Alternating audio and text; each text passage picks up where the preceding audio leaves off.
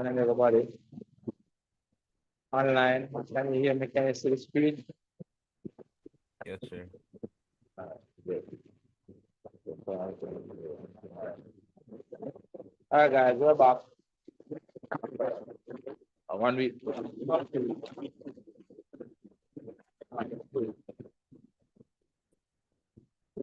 I don't know. One of the good.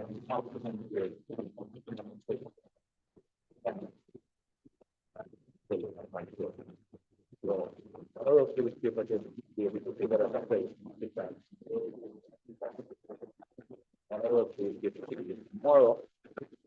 I want to give a people the Monday class, in the class. You guys are go to do it. You can't do it every time I'm class to do that. That's come up to class, there's the safety, and we give them people to go. Every class has a paper. Once that you do Saturday, the weekend, the papers on the weekend. Once that you do on the weekend, those are the ones that work out in class with Sunday. Once that you do it in the week, you get a solution for them, or I give you a rich solution. You know, aim is to do 24 market grants. Before the later, you have to go to the 24 market grants. You're going to do the full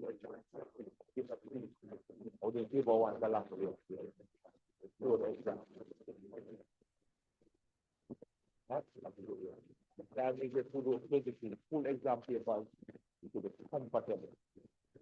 Your whole objective is to do those papers, find out the things from doing those papers, like you need clarity on, you get to do it, understand it. One of these colors. You do the ones that you do on the weekend with you, especially select those.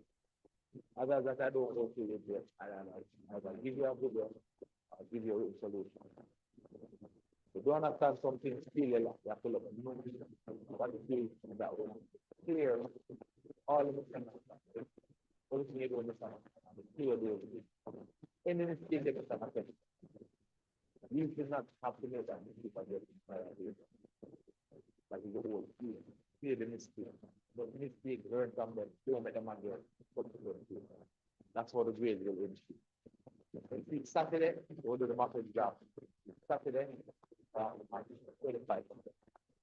25%.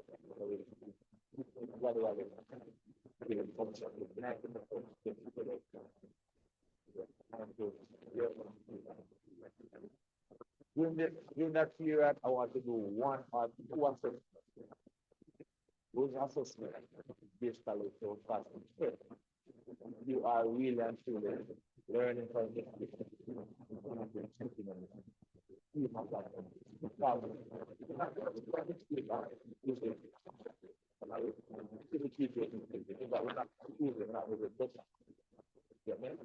Has to be that you are not repeating mistakes. Maybe somebody learn how to do the paper get done. In the zone now, where you do the paper first, then I go to you can learn from the mistakes.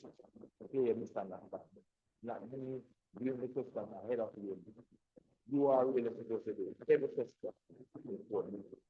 For whatever reason, you don't get the opportunity to do the phone. Right? Still have to do it even after. Primary objective. Every paper that I give you, before I go through. Right? Today now we're doing this paper. Paper that I got. We're doing this paper. Really good night.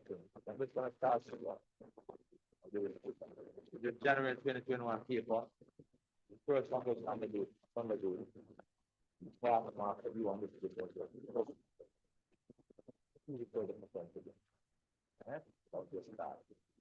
All right, so let us get into it. The first question, as always, is your calculator question. Right. Yeah. Use a calculator or other one. calculator. If you use a calculator, you get full capacity calculator, full capability. All of this can be typed into the calculator one time. You do that. All right, so we're going to type it in the calculator over here. Type it exactly as it is. And that's why you need to get one of those textbook display calculators. You can type this in exactly as it appears here. All right. Using the graphic function.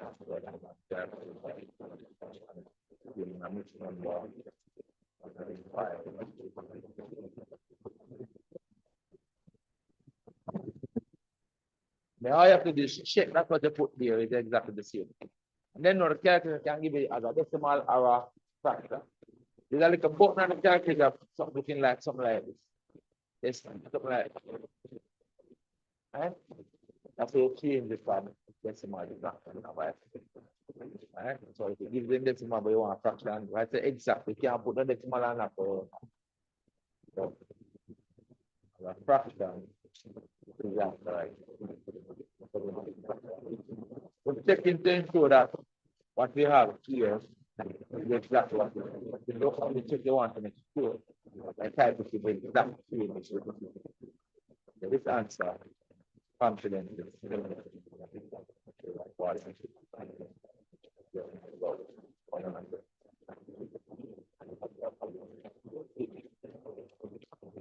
Where are you?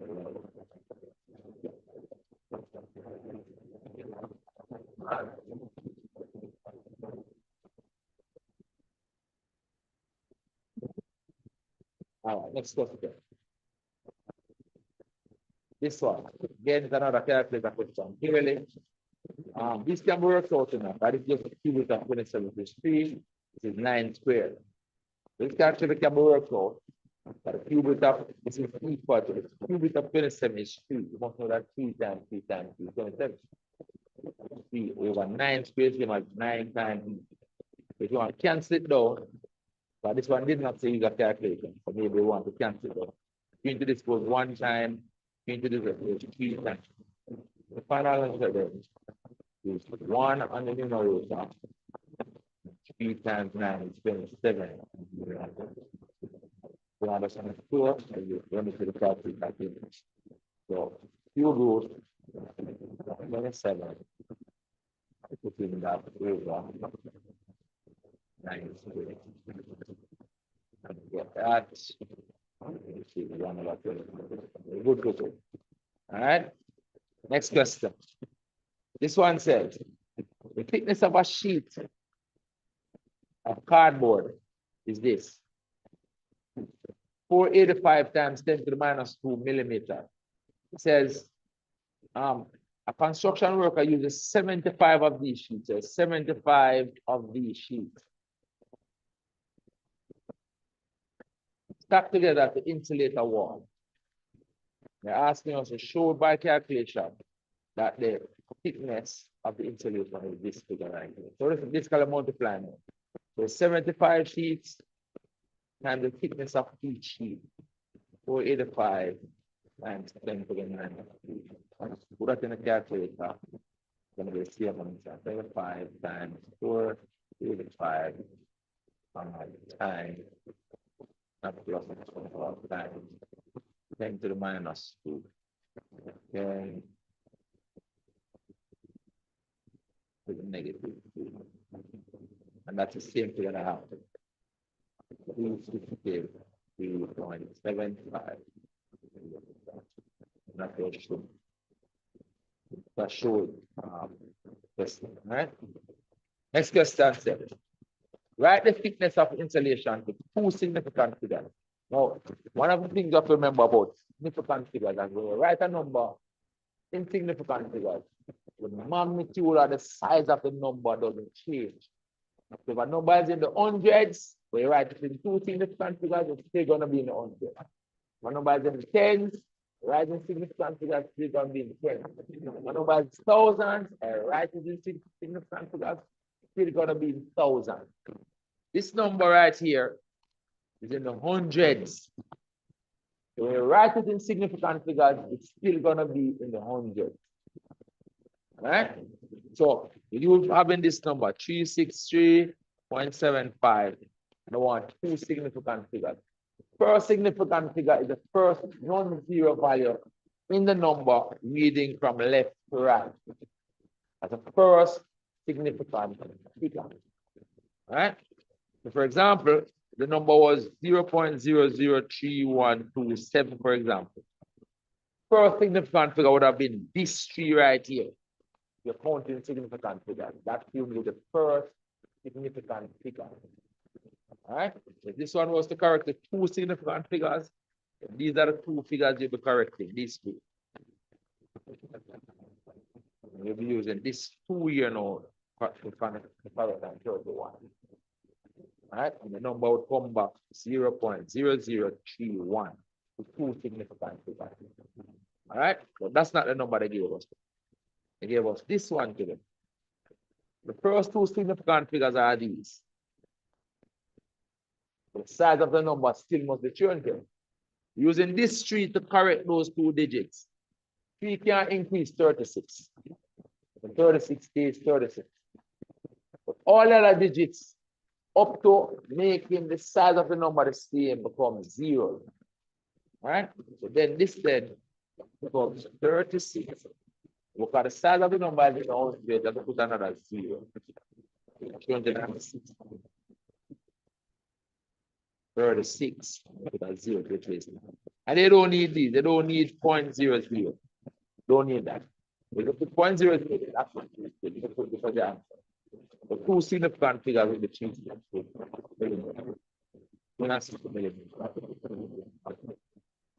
All right, next one. One decimal place. Same number. 363.75. One decimal place. Decimal place is counted after decimal point. The first decimal place is this 7 right here. The one answer correctly, one decimal place. So this 5 will increase this by 1. That 5 will increase that 7 by 1. One decimal place, it becomes 363 millimeters. Let me show you something. Right. Yes? All right, let me show you something. Suppose we had, for example, had this number. Suppose we had 363.997. Let's say if for one decimal place. Let's extend it. Yeah, let's say give that to one decimal place. So this will be the first decimal place right here. That has to be increased by this 7. So this 7 will increase that 9 and make it into 10, really. All right? Or it's 0.9 becomes 1.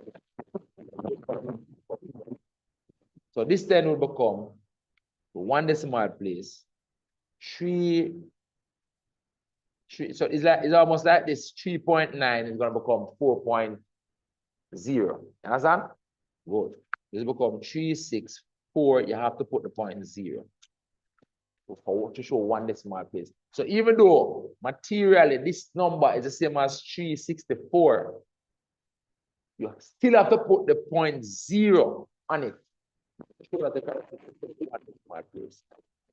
Even though 364 and 364.0 is the same, if the question says give the answer to one decimal place, this number, this will be the answer. Not this. Yeah, that will be the answer. Not 360, not 364. This will be the answer if you say one decimal place. That will show the decimal point, even though they don't have any value. The 0.0, they don't have any value, don't add any value. You still have to put it. All right? All right, good. Just wanted to show you that. All right, let's continue. Let's say write the standard form. Now, standard form is a number. It's like you have a number point. You have some other digits out here. I'm going to set it up like this. Times some other decimal place values there. Times 10 to some power. That's what a standard form is. Some number that This is point, other values. You see this n has to be a value between 1 and 9. That number in front of the decimal point must be a value between 1 and 9. All right? So that's a format that they want. All right. And then the P can be positive or negative. All right. All right. So we have the number 363.75. That's what it was, right? And I want it in standard form. Right. So what it is now is that you want the decimal point. Let me write it down here. So, and just work on it. 363.75. And then you want the decimal point here. That's where you want the decimal point to go. So to get the decimal point, you have to move it 2 places to the left. To move the decimal point 2 places to the left, you will divide the number by 10 squared. Since you divide the number by 10 squared, cancel out or balance out back that division by 10 squared. Divide by 10 squared, it's to move the decimal point to put it where you want. You have to go now and multiply back by 10 squared. And so this now will move the decimal point for you. But this will be a part of the result. And so the answer becomes 3.6375. And you write back this now, times 10 squared. So like this calculation is just to move the decimal point, to put it where you want it in the standard form. Right? And then this completes back the result. Generally speaking, if the number is in the tens, you're going to have 10 to the 1. The number is in the hundreds, you're going to have 10 squared. The number is in the thousands, you're going to have 10 cubed. The number is in the 10,000, you're going to have 10 to the 4th. The number is in the tenths, 10. You have 10 to the minus 1. If the number is in the 100, we have 10 to the minus 2 and so on. 1,000, we have 10 to the minus 3. So you get me? So when the number is a large number, the power is positive. When the number is a small number, the power is negative, generally speaking. All right? So you can look out for that. I'll leave off the square right here. 10 square. All right, let's continue. This one says, Marco is on vacation in the car. I think this is where I stopped the last class. I think this is where I stopped. All right, when I was doing this paper. Marco is on vacation in the Caribbean. He exchanged 4,500 Mexican pesos, XN, to Eastern Caribbean dollars, ECD. He received 630 ECD. He says, complete the statement below about the exchange rate. So I want to know what 1 ECD is. So based on this conversion, 630 ECD is 4,500 MXN. See it here? 630 ECD is equal to 45,000 MXN. And to get this ratio, you just want this to become 1. That 630 to become 1. So for the 630, just do it like a ratio. For the 630 to become 1, you divide it by 630. So you divide this by 630. Because I'm dividing this side of the comparison by 630, I have to divide this side by 630 as well. And you get the answer that way. So this becomes the 1. So this calculation is what is coming on here. Simple as that. So let's work that out. And 4500 and 630. Easy 1 mark. And it's money, so you give it to 2 decimal places. All right, so it's 7.14, this one. 7.14. So let's give it to 2 decimal places. Correct it to 2 decimal places. $7.14. That is it. But good? 9 marks for that first question. Miss Scott, you good? 9 marks for that question. Nice and easy. All right, let's move on. All right. This question wants us to factorize that. I say 2 terms, I say minus. I'm thinking about the difference of 2 squares. Right now, I do a perfect squares. All right, because that's not a perfect square. Well, the 4 is a perfect square, but not the MN. So I'm going to look for a common factor first. Highest common factor, not just common factor. Highest common factor first. So the highest common factor, you look at the numbers, 12 and 4, the highest common factor is 4. Look at the n, that's n squared and n. In terms of the n, the highest common factor is n. And then the other letter involved there is the m, but there's no m in this, so m is not a common factor. So 4n is the highest common factor. So you're dividing that out of each term now. So if we divide 4n out of this, 4 out of the 12 leave me with 3, and n out of this n squared leave me with n. Then it's like I have this minus 4 divided by this 4 give me minus 1, but I don't put the 1. And then the n is already factored out here, so I'm left with m. If you're not sure, just expand this back and see if you get this again, which you do. This time, this is going to give back this, and this times this going to give back that. So you know you're correct.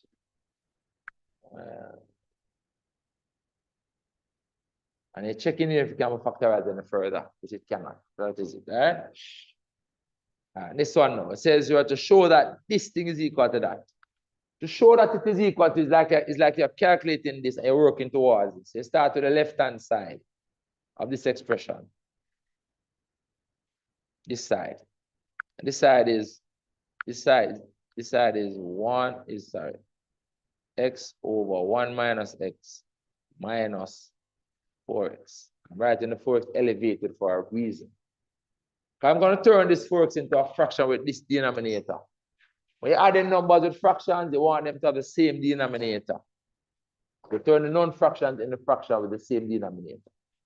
What it means then, I'm going to divide this number by 1 minus x, but then also multiply it back by 1 minus x. So I'll have to do divide it by 1 minus x, and then multiply it back by 1 minus x. All right? And then start to simplify and working towards this thing. So now because they have the same denominator, you know the answer is going to have that same common denominator of 1 minus x. The numerator becomes this minus this. You can set it up. So it becomes x minus 4x into 1 minus x. I think I'm doing it a little bit too lengthy. So space we have. All right. Then I'm going to expand this bracket. Remember, I'm working towards this. Expand that bracket.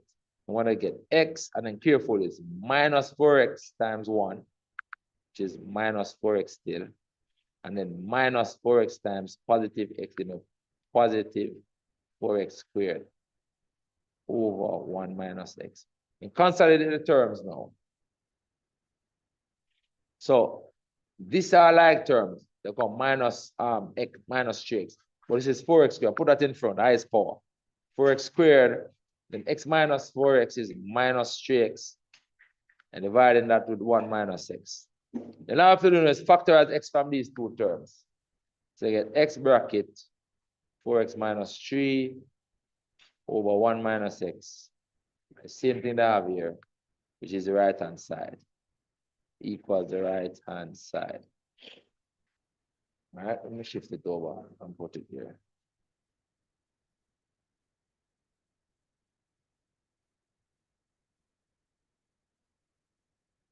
Equals the right-hand side. All right, so that was shown.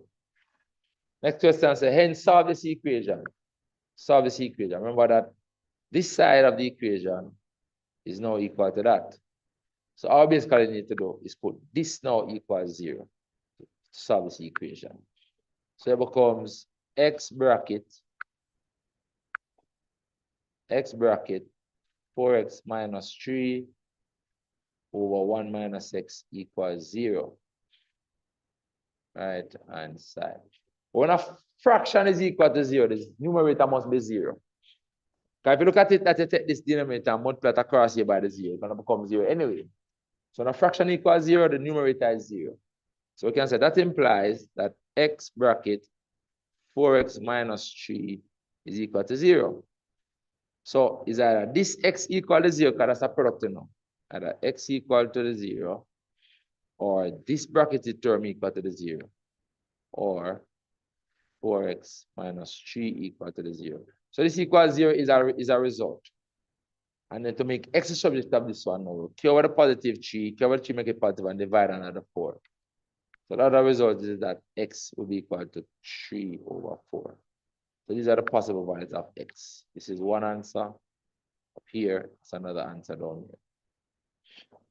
The two possible values of x. All right? Very good. I can want to sleep. Wake up and wake up.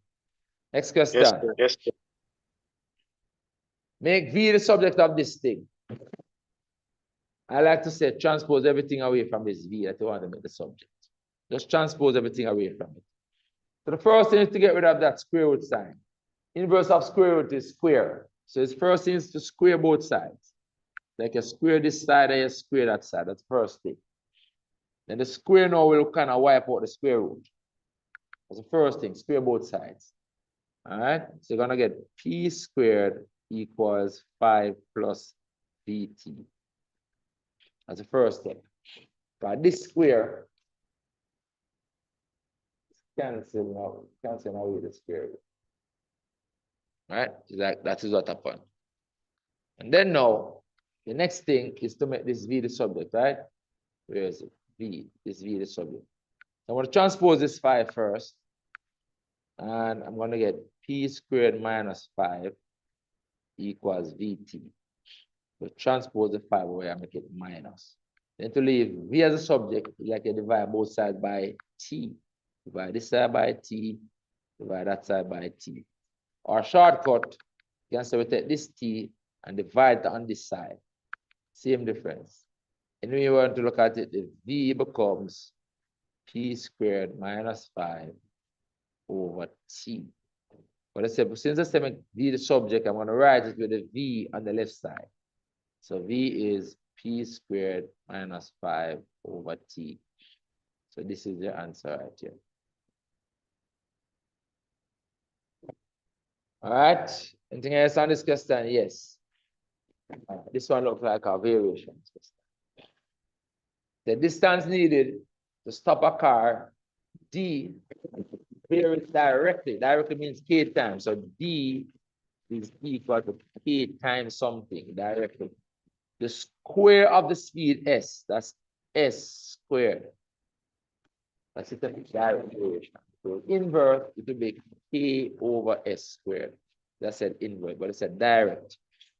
All right. All right. So they're gonna give you some condition. They have to give you at least one pair of values. Find the key, but some cases they don't need to find the key. It says a car traveling at this speed. What that means? When the speed is 70,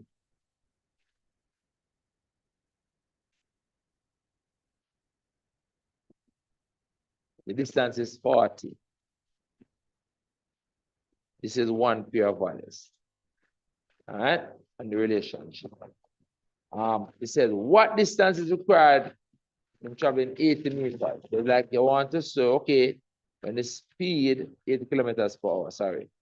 When the speed is 80, what is the distance? That's what you want to do next. You have to find the key. From this relationship, the d equals k times s squared. What I would do is make k the subject, and so the k is always equal to in terms of the d and the s, by dividing by the s squared. So you're gonna see that d over s squared is always a constant. This is where we rule everything now, you know. So a d value over a corresponding s value squared is equal to another d value over a corresponding s value squared, because it's always a constant. So the k on this and the k on this is the same. That's all you have to do. So see here now, using that relationship, this one, k on this one, the d over this s squared. So you can say, therefore, that's a constant, d over 80 squared. Because that is the k be equal to these things, you know. Is equal to the d over s squared from that ratio. This d, which is 40, over this 70 squared. That's what happens. The d over s squared on this pair, or the d over s squared on this pair, equal to the d over s squared on this pair. Any pair of values of d and s, the d over the s squared is always equal to d over the s squared, is always equal to d over s squared. Because d over s squared is a constant. That's what this means. D over s squared is a constant at all times. So the d over s squared on one pair equal to d over s squared on another pair. Don't have to absolutely find the value of k. You have to learn to do the mathematics the easy way. Some questions ask for K, some questions don't ask for K. When they don't ask for K, you don't need to find it. Just see what the K is equal to and set up the relationship that way. They will basically solving this now. Sorry, solving this now for D. So you need to take this 80 square and multiply it across here. All right? And put other rest of it in purpose. So this therefore means that this D is equal to this fraction, and then now the 80 square multiply up here. So it becomes 40 times 80 squared over 70 squared. All I've done is take this and multiply it up here. That's what I have this. I get D as a sub. And I use the calculator to work this out. Use the calculator to work that out.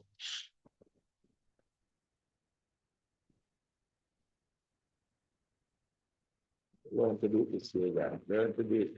I'm not going to do after. 40 times 80 squared. Okay, 52.2. Let's give them three significant figures. When the answer is not exact, three significant figures is good enough. 52.2. And the D is in what? Kilometers or meters? The distance is in meters. Where is it? 40 meters, 8 meters. So put the meters on this. And that is the answer right there. Got to go to that? That question. Yes, sir. All right. All right. 2 down. Let's go. 8 to go. Number 3. Number 3 says, diagram below shows 2 pentagons, P and Q, draw on grid made up of squares. It says, select the correct word from the following list. Complete the statement below. What's the statement below? Statement below says, pentagon P, that's this one, is something to pentagon Q. Which word? Opposite? No. Reflected? Is reflected to pentagon Q? No. It's congruent to pentagon Q. That look good. Because the sides are the same. This side and this side. The same length. 1, 2, 3, 4, 5. 1, 2, 3, 4, 5. Yes, those are corresponding sides. Then you have this down here. 1, 2, 3. 1, 2, 3. Good. And then on the other end, you have 1, 2. 1, 2. Good. And you have this line, which is 3 across, 1 up. Which is 3 across, 1 up. And then it's completed with this line. Corresponding to that one. So everything is equal. So the word is congruent. Equal in every way. Same dimension. Same thing. They don't have to be oriented the same way to be congruent. Once you have the same sides and same angles, they are congruent shapes. All right? So the word here that I want is congruent. Oh, it says give the reason for your choice. All sides equal, all angles equal. All sides equal and all angles equal. When they congruent, they do have to be oriented the same way. Once they have the same sides and same angles, they are congruent. All right, next question. Let me come to the question then. Sleep. When inside your sleep, how much sleep them out at home? Spread out. Come on, man, wake up. Wake up, man, wake up, wake up, wake up. Next question says, diagram below not drawn to scale shows a pentagon. It says in the pentagon, these two lines are parallel. So once you see parallel lines, you must be thinking about your U angles, your V angles, right? And these two lines, your Z angles and your U angles. Those two lines parallel. All right, that's what we know. So for example, these two angles add up to 180. Down here, so this and this. Because they're like angles in this U. But then these two lines parallel and they're joined by this one. So these two angles are up to 182. Those two angles. You can see that for sure. Our question says, determine the value of angle WXY. Where's that now? WXY is this one. Yeah, these two are up to 180. All right. Now, co-interior angles. Question is again no reason now. But WXY is 180 degrees minus 114 degrees.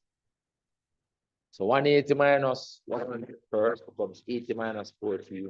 80 minus 10 first is 70. And then 70 minus 4 is 66, right? This is 66. All right. Somebody can check that for me. Yeah, this angle is 66 degrees. Oh, 66 degrees. Next angle I want is ZVW. ZVW is this one. All right. If you find that angle now, you have to know total angle in a pentagon. Remember, polygon has total interior angle n minus 2 triangles. So to find this one, we need to find this one first. That is the unknown one. But this one kind of easy. Because now what we know is that these two angles are also co-interior angles. This angle going to be 114, you know, right here. It's going to be 114, just like this. 114 degrees. Why is that? Because them two angles here add up to 180. That's the one. Can do that. This angle 180 minus 56. But these two angles are co-interior. This one is 180 degrees minus 66 degrees, which is 114 degrees. And then now to find this angle, let's call it something. Let's call it theta. So call it this angle that I want, theta. You have to know the total angle in a pentagon is. Pentagon has n minus 2 triangles. So total angle will be equal to n minus 2 triangles. So right, let's say for part 2, total area angle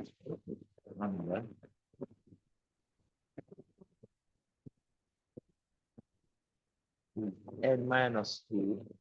Now triangle has 180 degrees. N minus 2 triangle. But n is 5 because a 5-sided figure. The total interior angle is that, right? Now, the total interior angle still is the sum of all of these. And you put this in the calculation for the sum, the unknown. So it becomes, I don't know if all of the total interior. Okay.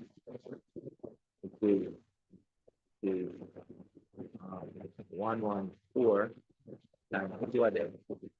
114 degrees times 2 of these. And then 66 here, so. And then, right.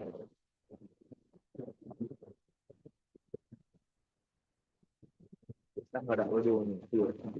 That becomes equal to the total interior angle, which is 5 minus 180 degrees. This represents the total interior angle. So when we sum the individual angles, it becomes the sum by the formula method. That's here. All right, so let's work it out. So the theta becomes equal to this becomes equal to this calculation, it becomes 3 times 180. 3 times 180 degrees minus all of this, which is 114 degrees times 2 plus 66 plus 93. This guy's wrote that to the calculator and that's it. Anybody want to go from me? Anybody?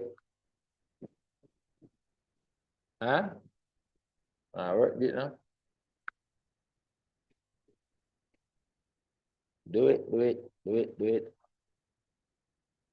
How much?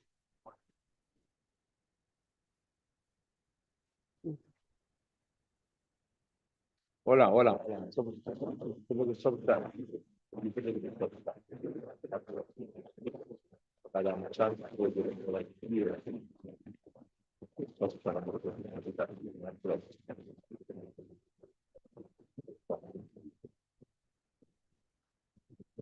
Right? Subtract some of them. I leave it as a plus. I put a bracket around this. Subtract some of them. So like we take all of this and subtract it over there. All right? What I get?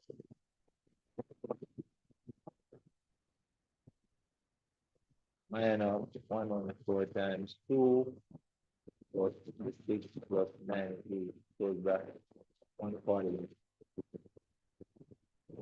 48 degrees. All right? This question now, the transformation question. This question says, letter A and a point C66 are shown on the table. 66 is right here. Letter A is right here. Transformation. It says, on the diagram, draw accurately each of the following transformation. Enlargement of letter A by a scale factor of 2 about the 0.66. Now, the easy way to do this calculation, remember, because the center of this enlargement is not the origin. You cannot use the enlargement matrix. It is multiplied by the scale factor. You have to basically construct this enlargement. And the best way to construct this enlargement is remember that the scale factor affects the distance from the center point. The scale factor affects the distance from the center point. So this is the center point, this is the A. So what I mean is that the distance of these points is going to double. We're going to double. We're going to double. We're going to end up with a big triangle like that. A big A, sorry, like that. Right? We're not going to do it so properly. The distance will be double. So let's do it 1 point at a time. And also, you know, because I know that the scale factor will double the size. So see where this one going on. And then it'll start double these dimensions, like double the length here, double the length here, and double the length here on the image where you get. All right? Well, let's talk about the distance from here to here first.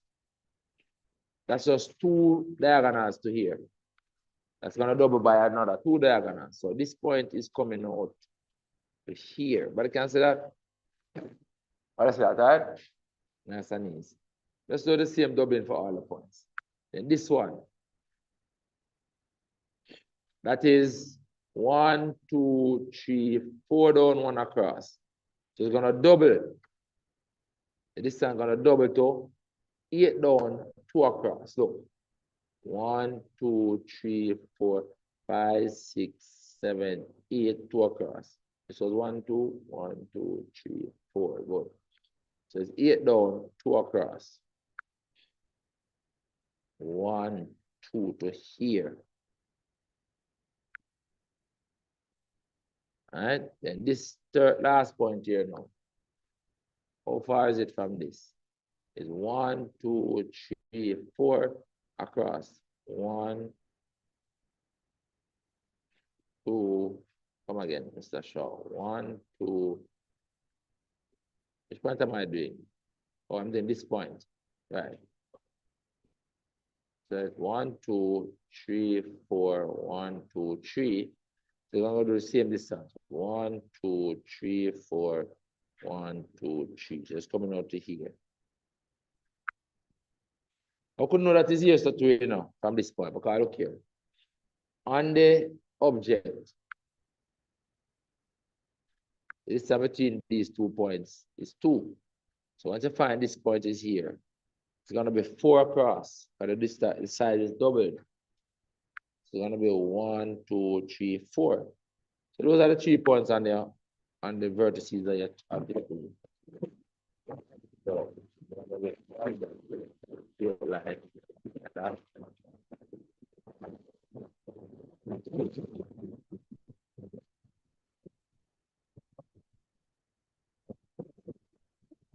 This piece across here now. It's on the halfway mark, probably. The halfway mark is here. It's not quite on the halfway mark, a little bit above, right? That's it. Okay. Right hand like half. I like it about. So I put this. I like it about. That's about here.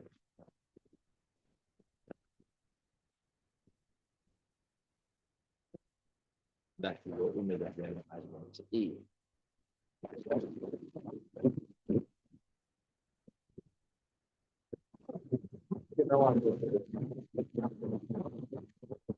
Please, what translation? Negative this week.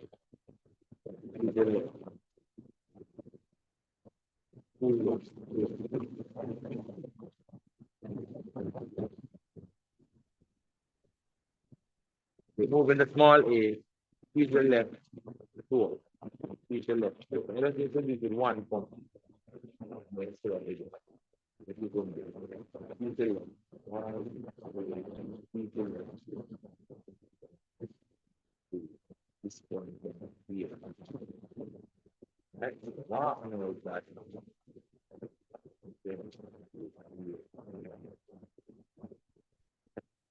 And then this point you go. I can look at okay. I got the original. Going to this one.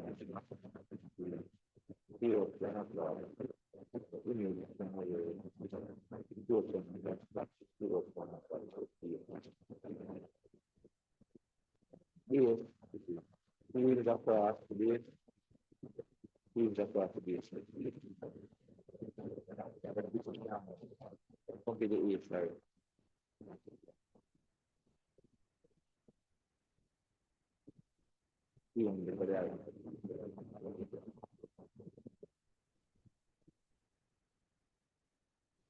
Yes. Very good.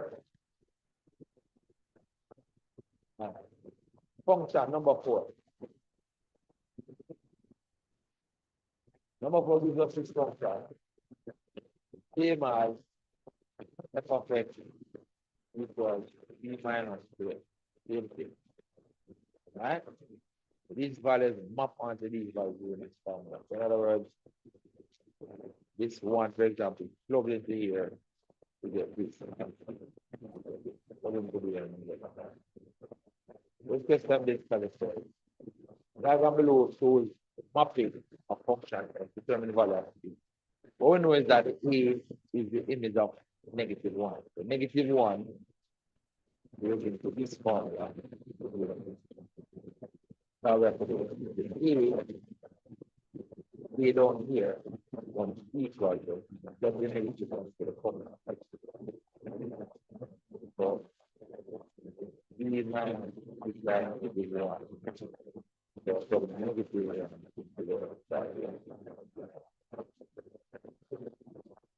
but a plus to my c. No, 5. I have to use that minus 2, we have to use 5. Look at these numbers here, look at it, a linear function. If I increase it by 3, reduced by 2, reduced by 3, reduced by 2, reduced by 2, reduced by 2, reduced by 2, reduced by 2,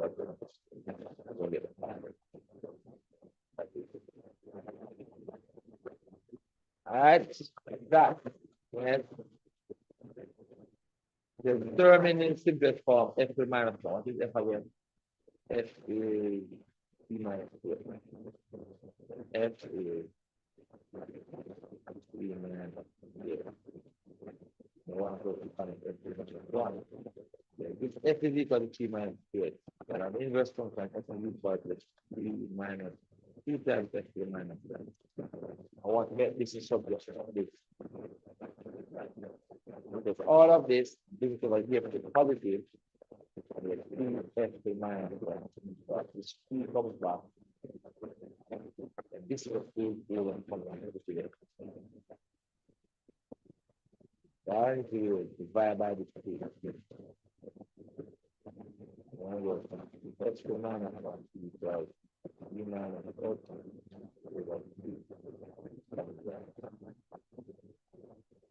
Yeah. Wake up, take up. I want somebody to grade the paper. What do people want to do there? Here's the paper. That's all this. We're supposed to grade the paper. What's there? Come on. You're supposed to be grading the paper. This one f squared. F squared, remember that f squared means f of x.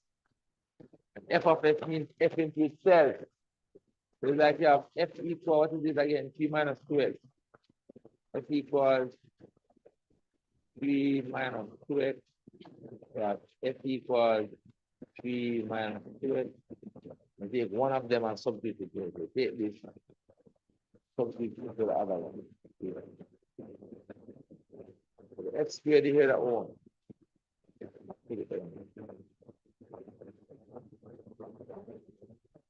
But 3 minus 2 into 3 minus 3. It's going to become a negative 6. 3 minus 6 is negative 3.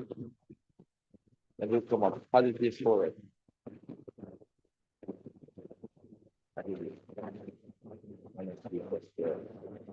But this one, not.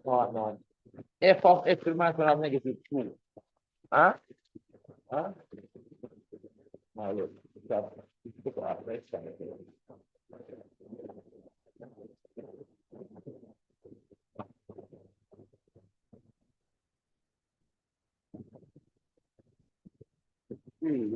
minus 2 times negative 6.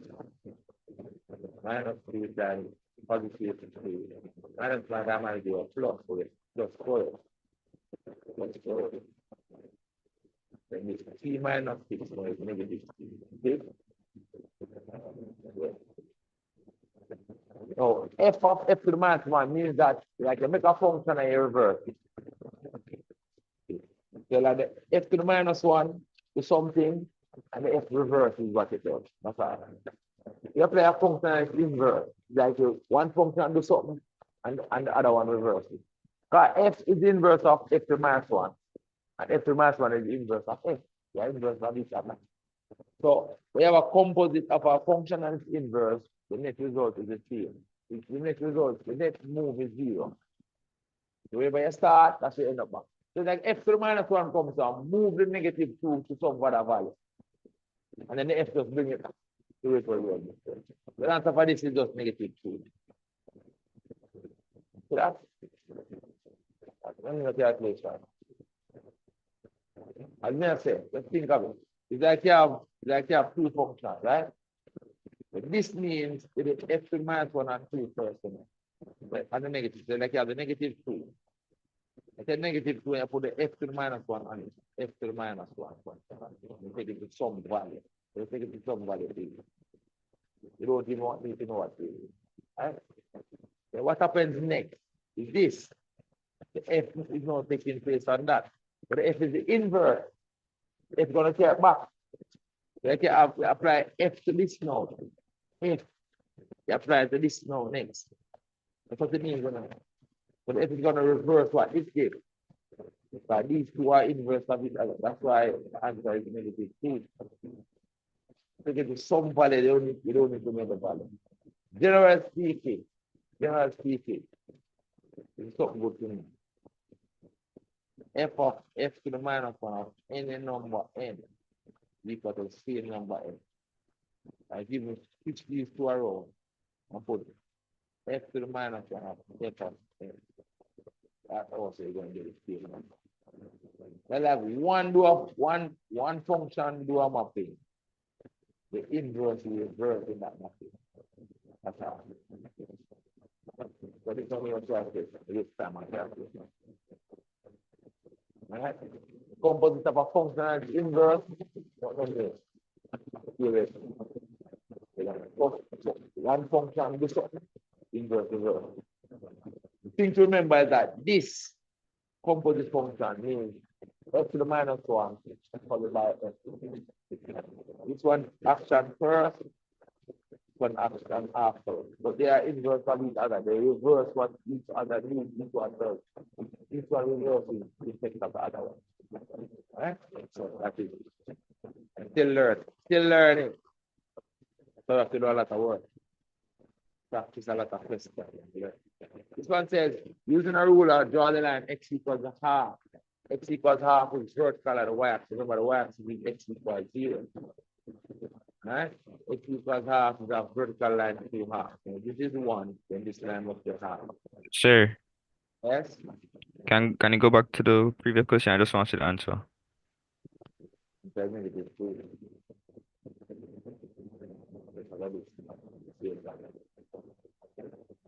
Good at that? This is the answer right here. Okay? Okay, sir. Yes, sir. I don't know. Drawing these lines. Just have to draw these lines with a ruler. You have to draw a ruler. I don't have a ruler. We survive to a loan. Bear with me. I want to draw a vertical line x equals half, vertical line to half. Remember that x equals a number is vertical, doesn't matter the y-axis is x equals 0. Alright? We have vertical line to half. The half here, so draw that vertical line here.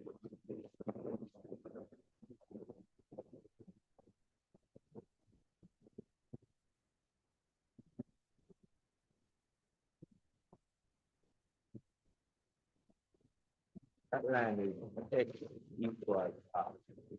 Exactly. Vertical line to half. Next one says, y equals x. Easy line. Passes 2 points to the x and the y value. 0, 0, 1, 2, 3, so on. Then go right up to the graph and scale is the same. Two axes have the same scale. Y equals x will go right on the middle of the graph. So it's part 0, 0, 1, 1, 3, 3, 3, 0. So it goes right on the middle of the graph. Like this. Draw it with your ruler. Alright? Draw it with your ruler. Label line.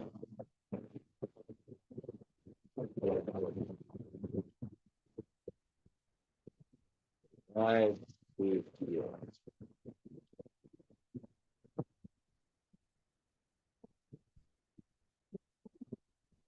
Y equals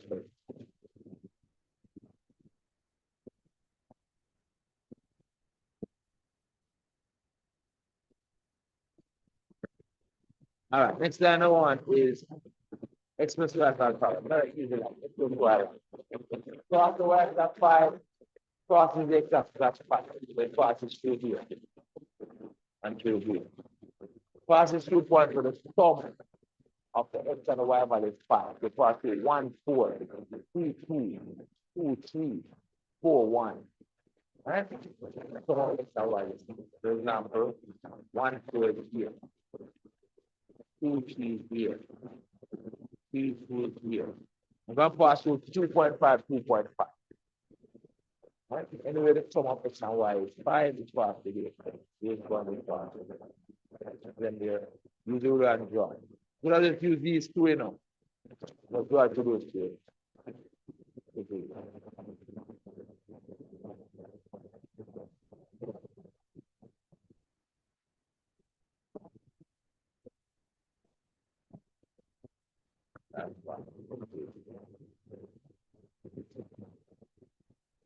Label the line with the equals sign. X plus y equals 5. That's a line. Those are the lines. Come on, draw. Make sure you label them. So I label them. So I label the line. What is going on? Said on the grid, label as R, the region where x is greater than or equal to 5, y is greater than or equal to x, x plus y is equal to 5. Now, these kind of easy. Which one means above?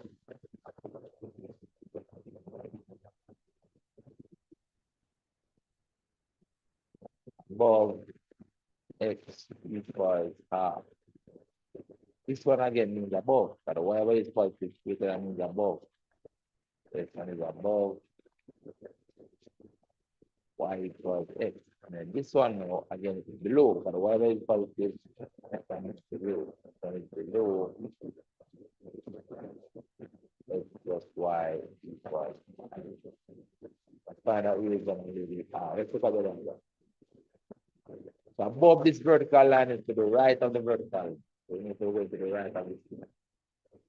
Then the above y equals x, we are above this line, y equals above this line, y equals x. Then we are below this line. We are below this line. This that one is inside here. Above this vertical line, above this line.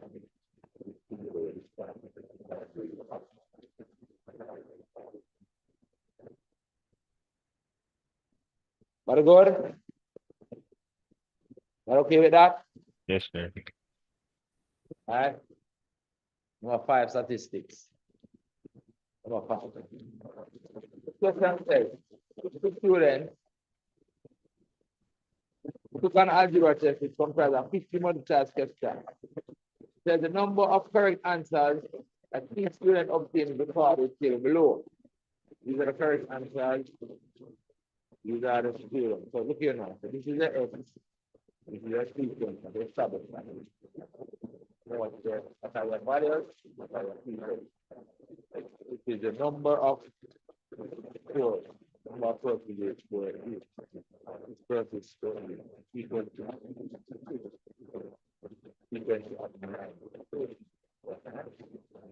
this is discrete data, guys. I mean, yeah, discrete data kind of counting, but the additional data is not grouped. The unit table currently the number of students who scored exactly 13 characters. 13 characters right here. Number of students is 11. But can I say that? 11 students. Get 13 characters. Easy. 11 students. The more than number of students, the more than correct answer, sorry, the more than number of correct answers is the one with the highest frequency. The number of correct answers are the most persons got. So for the highest frequency is 14. So the more than number of correct answers is 9. 9. So 9 answers. 9 correct answers. 9 correct answers. Next one. The median number of correct answers. Now, when the data is ungrouped like this, remember the median corresponds to the one in the middle. So you're going to have to count the number of students until you find the students in the middle. So how many students are there in total again? How many students are there? 60.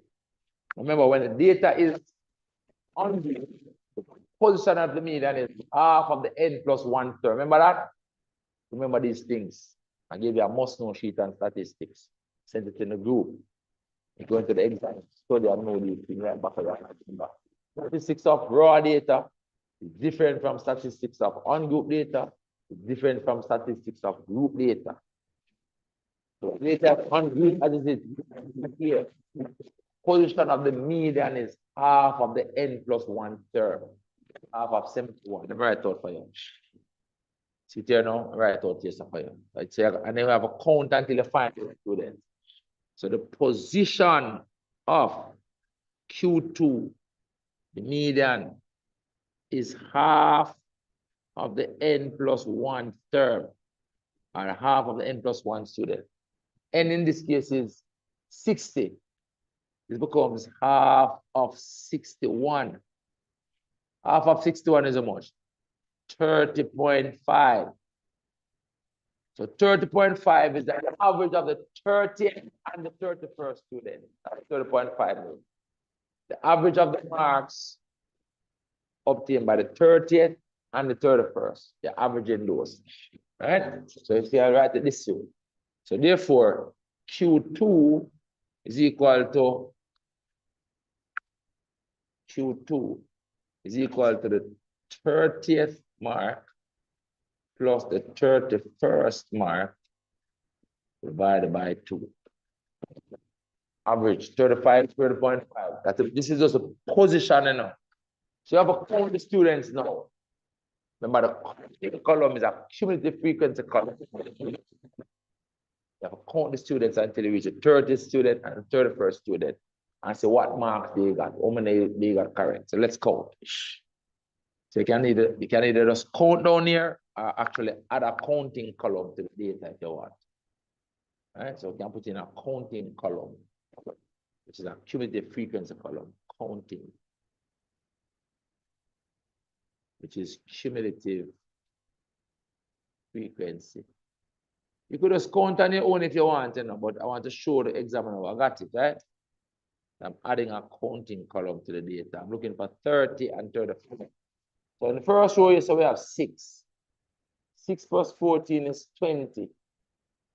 You see, we're going 20 students already. Then 2 more make 22 students. Then 6 more make 28 students. Then 2 more make 30 students. So the 30th student is one of these two. The last of those two is the 30th student. So the 30th student got this. So it's a really important point now, the 30th student. So the 30th student got this.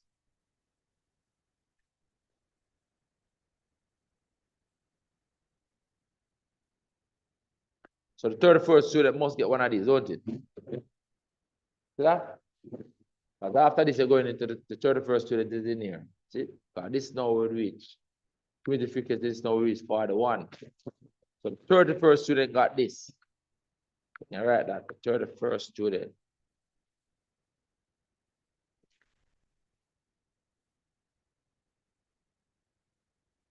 Got 13.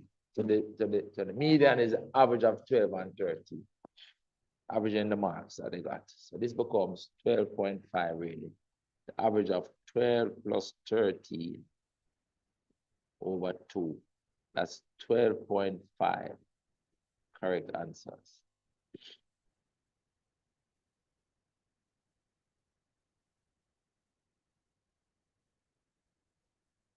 That is the answer right there.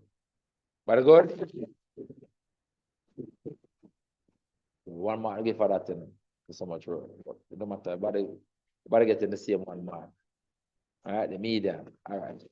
Next one now says probability that a student chose that random had at least 12 correct answers. So at least 12 means 12 wrong, right? This means greater than or equal to 12.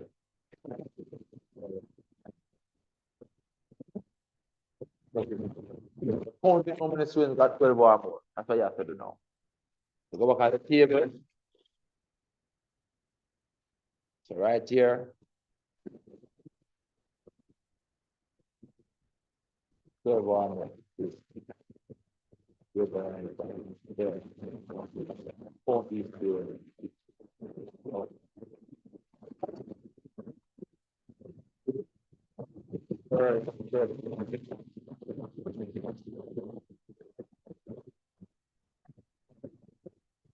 The probability is 32.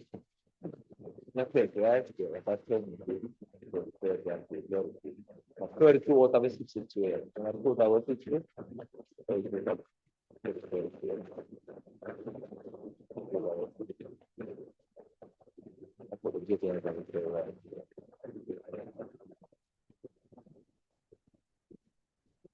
All right, so 32 over 60.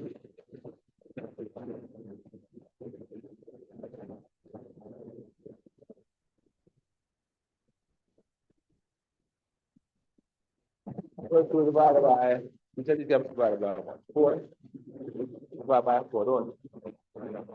32 divided by 4, not 8. 6 divided by 4, not 15. Don't you? Correct? Good. But that's working out. Very well, man. Yes, sir.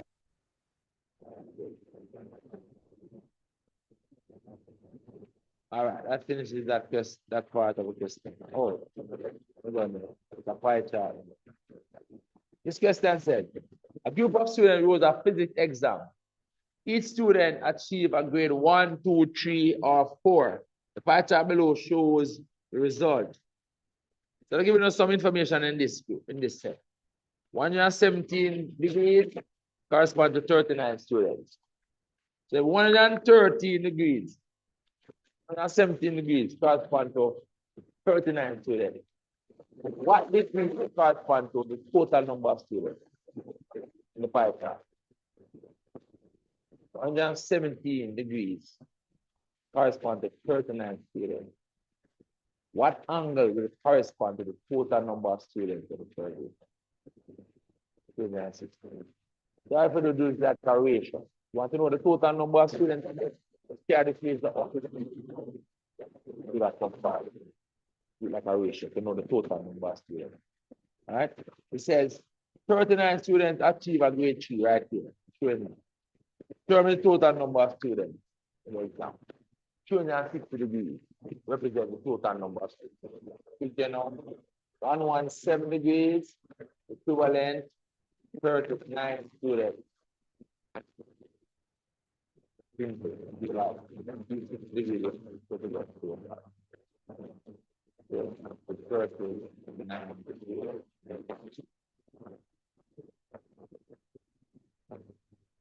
want cheese, you want to become cheese.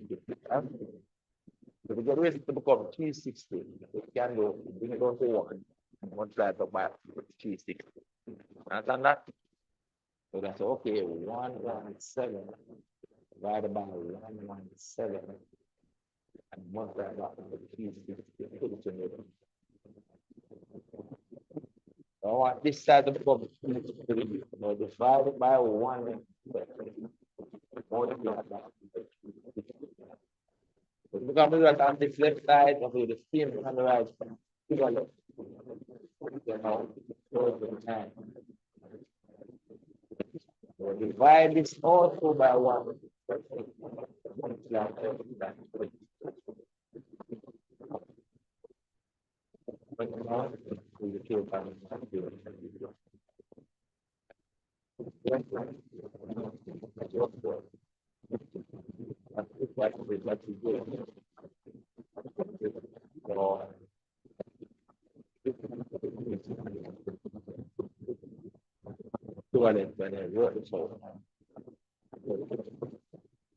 Huh? 120 students.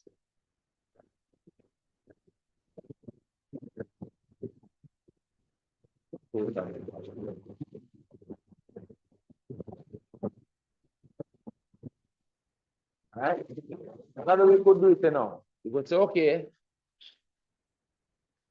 17 degrees, 117 degrees out of 360.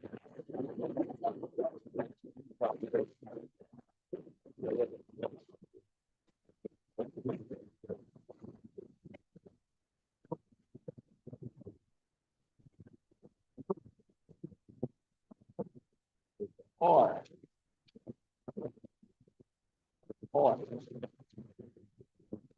it's okay. 117 degrees out of 360 degrees and the total number of students. That's for the first. Use them take the answer. Out of the total 360. The fraction of the total. I know that total, that fraction is 30. That's 39. It's 39 students. 39 students.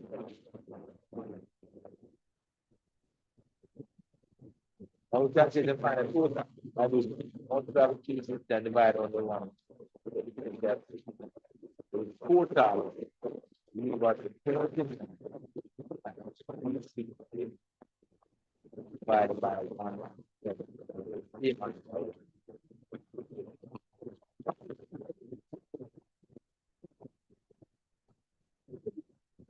Be like a ratio over here, like a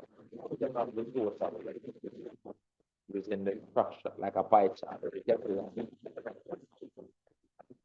Right?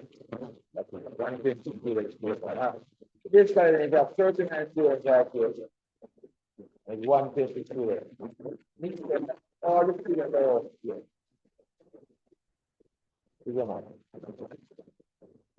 much student run this one? 120 minus 120 minus 39, don't it? Huh? 81? 81. 81. So cancel grade 1 plus grade 4 plus grade 2 is 120 minus 39 is equal to 81 students. All right, that's it.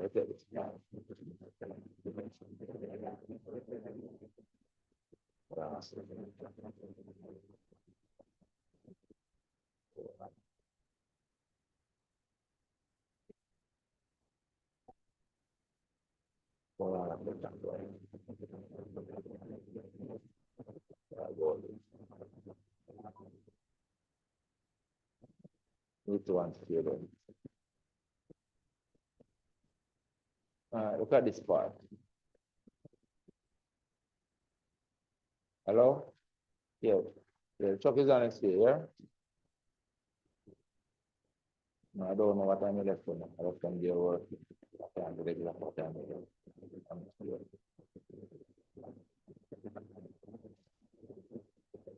Oh, all right. What time is it now? No, man, I'm supposed to read by that time. I can't think because I'm in class now, actually. Man. I'm in class.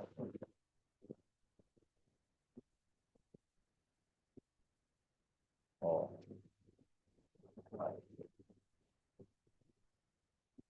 All right. About that. So the question now says, raise of the number of students who achieve 1, 2, and 4. And by now, total who receive 1, 2, and 4 is 8 to 9. That's what I was doing. 81, sorry. 81 students total. Know the total. So the broken down ratio of that total is this. 2 to 4 to 3. That's what they're basically saying. It says how many students pass the exam. But pass the exam, you have to get this. So what we need to do then is know how many students got each grade. And then sum the total, sum the persons who get grade 1, 2, and 3. So look at that. Want to see what the actual for these actual who got those passes are. Although the total for those passes is 81. We're going to extend this ratio, the total. Right? So see here now, grade 1 to grade 2 to grade 4. 2 we are putting the total. Total of these, not everybody, you know. Let's just call that sum, our group. So this group is 2 to 4 to 3, and this group would be 9, don't it? That group will be 9. But the actual total of this group is 81. So to get to show the actual, we have to multiply this ratio by 9 for it to show the actual. I would know say the actual is 81, you know, don't it? So when we get this to be the 81 down here, multiply this by 9 is 27. Multiply this by 9 is 36. Multiply this by 9 is 18. These are the actual grades, actual number of students, sorry. These are the actual number of students, actual number of students. That line, this is just a ratio. These are the actual. And we're using the fact that we know that the actual was 89. We know this. This was known. That's why I multiplied this 9 up here. And let me change this color of this part of the ratio because this part of the ratio was not given. We added it. We extended the ratio to show that. Why? Why do that? Because that's information out that we know. All right. So change that to purple. That's what these are the actual grades that the students got shown here. So how many pass then? How many pass?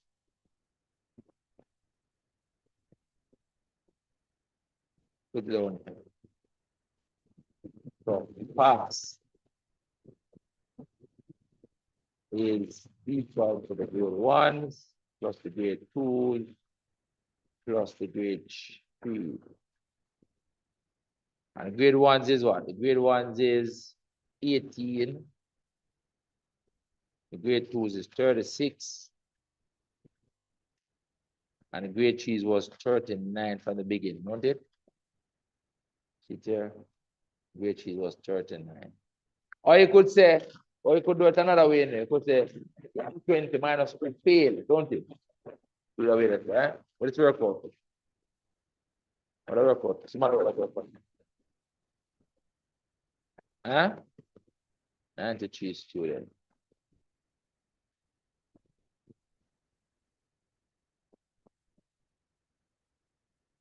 Or we could say pass equal total minus who failed, the grade 4s, which would be 120 minus 27 failed, which is still be 93 students.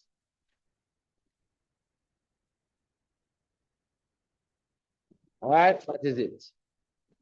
It says determine what value of the angle for the sector representing the grade 1 student in the pie chart. So that's 120, right?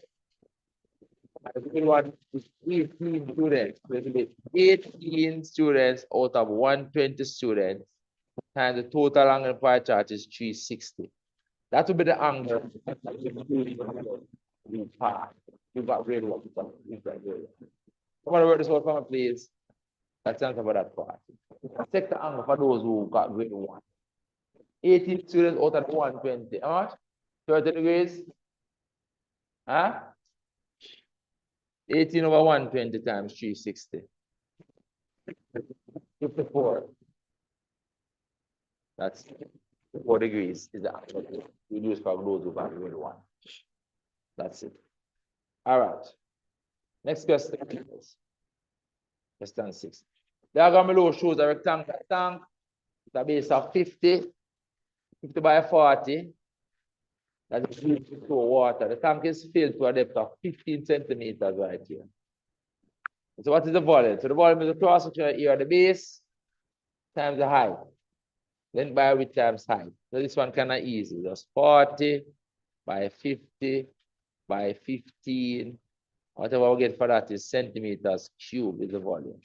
Somebody write out for me 40 times 50 times 60. What is that? 30,000? 30,000 cm cube. All right, next question. It says a cylindrical container shown in the diagram below is used to fetch more water. So you have this amount of water in there already. 30,000 cm cube, right? Used to fetch more water to fill the rectangular tank. The container which is completely filled, this container is completely filled with water at a radius of 20 centimeters and a height of 21. We can work with the volume. Volume of a cylinder is pi r squared h, right? Area of the base times the height. It says all the water in the container is added to the water in the rectangular tank. Calculate the total volume of water now in the rectangular tank. So the volume that was in there before, so the volume that is now added, right? All right, so let's work through this way. Total volume is equal to the volume before, 30,000. Plus, let's work on the volume of this. Okay, so the volume of this cylinder. Let's go on the left side. The volume of this cylinder. Pi r squared h. The pi times the radius is 20. Pi times 20 squared. And height is 21. They tell us what used for pi. Since it's 21, you can put 22 over 7 for pi. The number of present. Put 22 over 7 for pi times 20 squared times 21. That becomes how much? This becomes, where is all? It becomes 3 times 20 square times 20. Work out coming up. Work this out exact. What eh? What again? Not to me, you say your answer, you say no, man. I'm joking now. Huh? 26,400. That's 26,400 cm cubed. They're adding that to the tank at the top. 26,400. Get more of calculator. You guys not helping me. You're not helping me. That's 56,400 cm cubed is the total in there now. Let me just check it.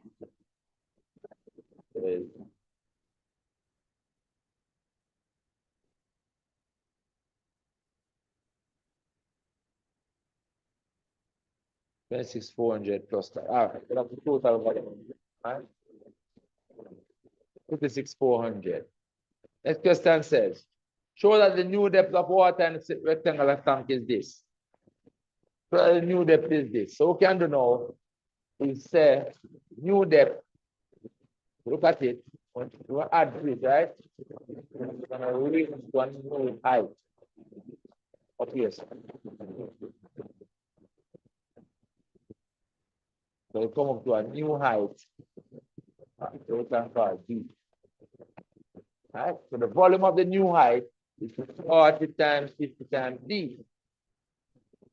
That is equal to this 54 something, right? This 56,400. See here, the new depth. I'm call it D. And I'm gonna say 50 times 40 times D is 40. 50 times 40. Yeah. 50 times 40 times D is equal to this 56,400.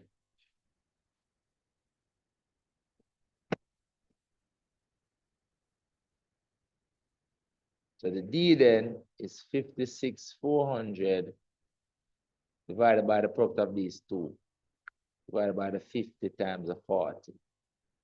And you can take these and divide it under here. So D equals this figure, 28.2 centimeters. We work out on the calculator, make sure. The fraction, 56,400 divided by 50 and 40. And good. 20.2 exact. That was shown. That's a new depth. It says the vertical height of the rectangular tank is 48. Determine how many more cylindrical containers of water must be poured into the cylinder for it to be completely filled. All right, so watch this now. Every time I put a cylinder in there, it's raised by a certain amount. So we can set up like that now. All right, so watch this now. It is now at 28.6 and it reaches up from what? From 15, right? It reaches from 15, it was originally 15. So we can know what one cylinder is equivalent to in terms of how much, what height is going to cover. We have to do a lot of calculation for this. We have to do a lot of calculation. So see it here now. So one cylinder is equivalent to 28.2 minus 15. What is work out to? Huh? How much? 13.2 centimeters. So each cylinder is gonna lift the height by this amount. But can I understand that? No, it reached here now. It reached 28. So the height to cover, height left to cover is 48 minus this. Don't it?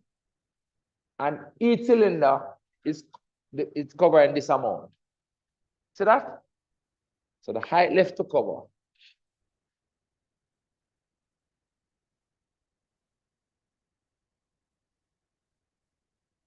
the full is 48 minus 28.2. What is your code? 19.8 centimeters, right? And each cylinder is this. So therefore, number of cylinders become the 19.8 weight of a fold divided by how much cylinder, height each cylinder can, 13.2. 1.5, that's 1.5 kilometers, right? They can say i.e. 1.5 cylinder.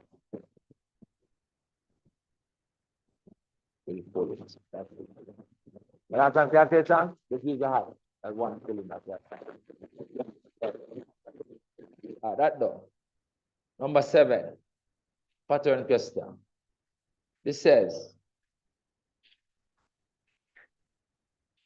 the diagram below shows the sequence of figures made up of circles with the figure has one dot, 4 dots on a circle. Radius of the first circle is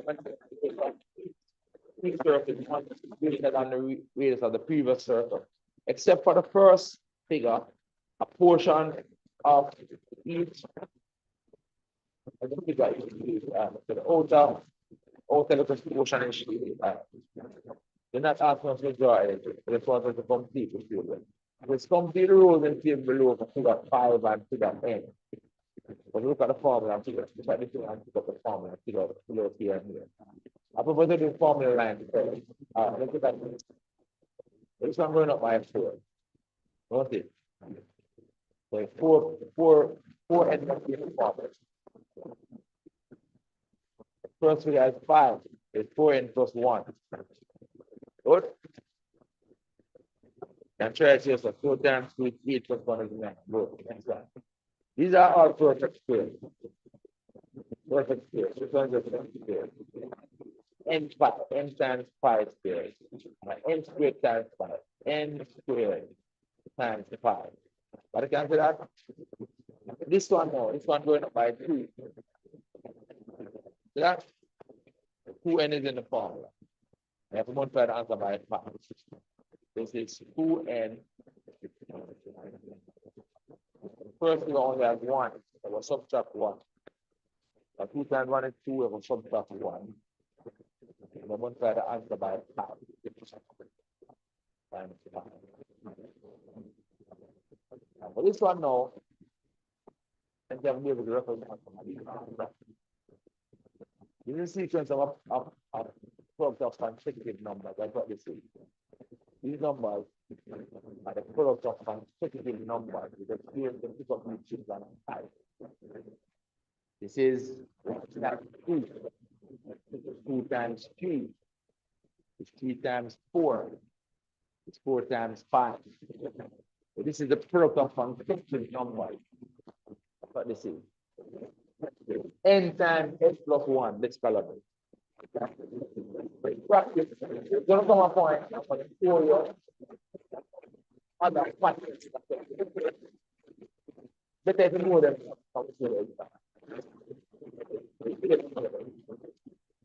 and like for example, 2 to the n. Example, you know, n squared. This one now. The product of function. We also have one for n and n minus 1. You see a pattern. Product of consecutive numbers. Right? I'm going to use this one. N. This one is n times n plus 1. N times n plus 1 times pi. These are the product of consecutive numbers. Right? See, when n is 1 times 2, give it that. When n is 2, 2 times 3, give it that. When n is 3, 3 times 4, give it that. When n is 5, when n is 4, 4 times 5, give it that. So it's always n times n plus 1, but you multiply by pi. So this is the formula for that line. Just experience. Right? Yeah, then you learn to identify them like that. All right. So what is now? So if you know this line, this is the next one. So this guy can get this one by adding 4 to this. Let's add 4 to this, or you can drop the 5 on this.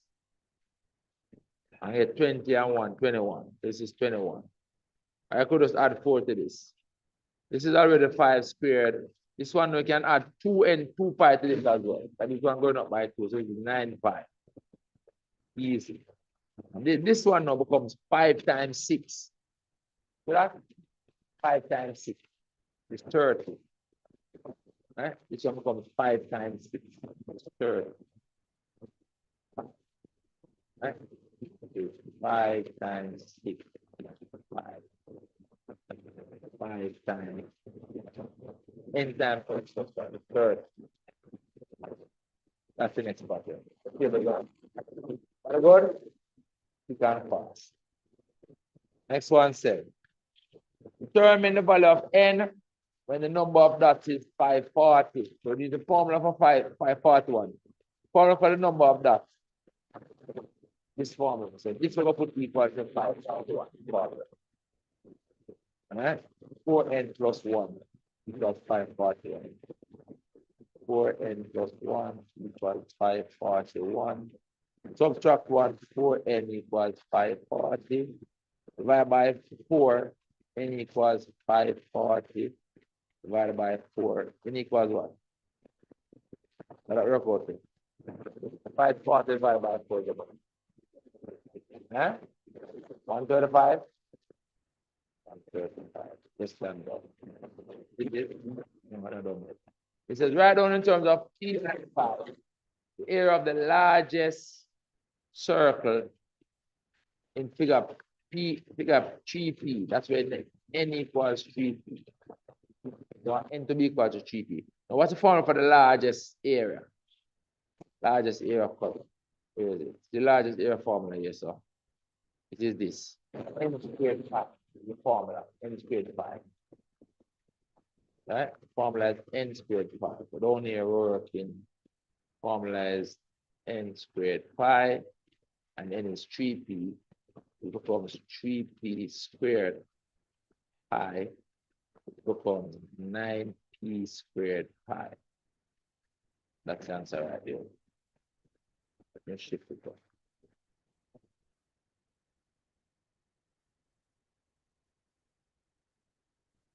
And this the n equals 3p. We got 3p. Good. That means good.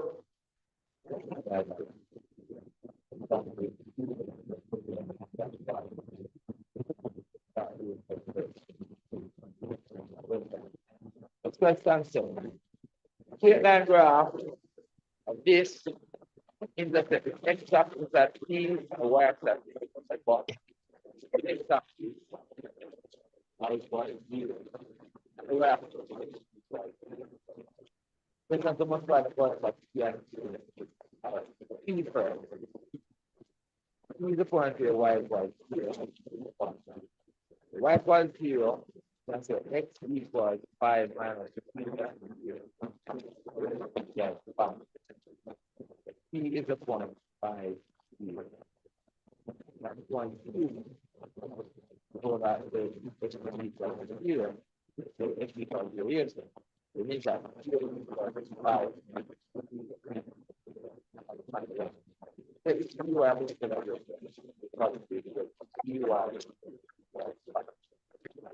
Divide it under here.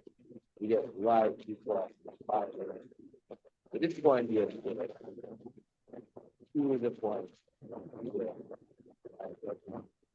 What are the known here?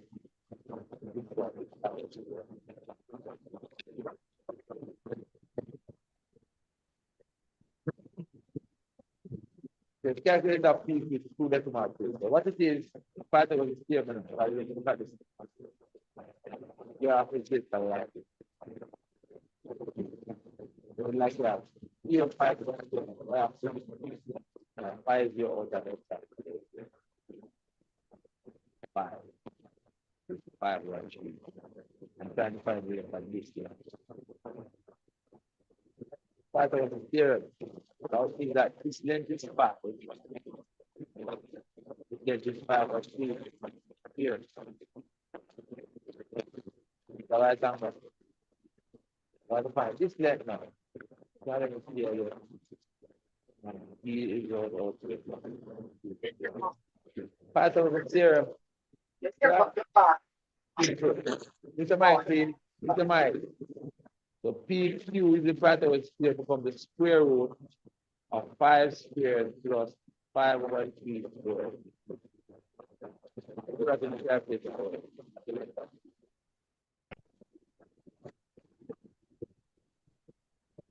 Yeah.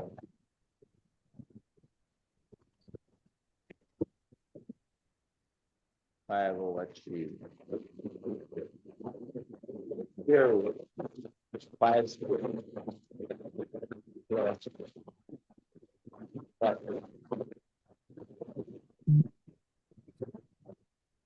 5.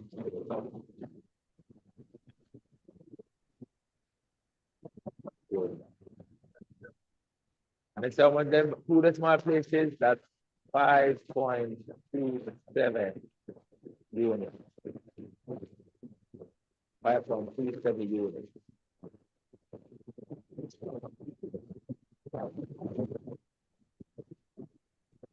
Is the length.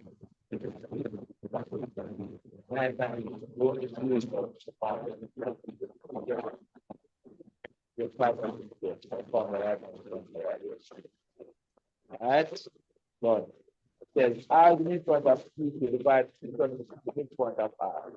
But this kind of then, you're going to be summarizing R. It's half this distance and half that distance. So it becomes the point half of the 5 and half of the 5 over 3. Half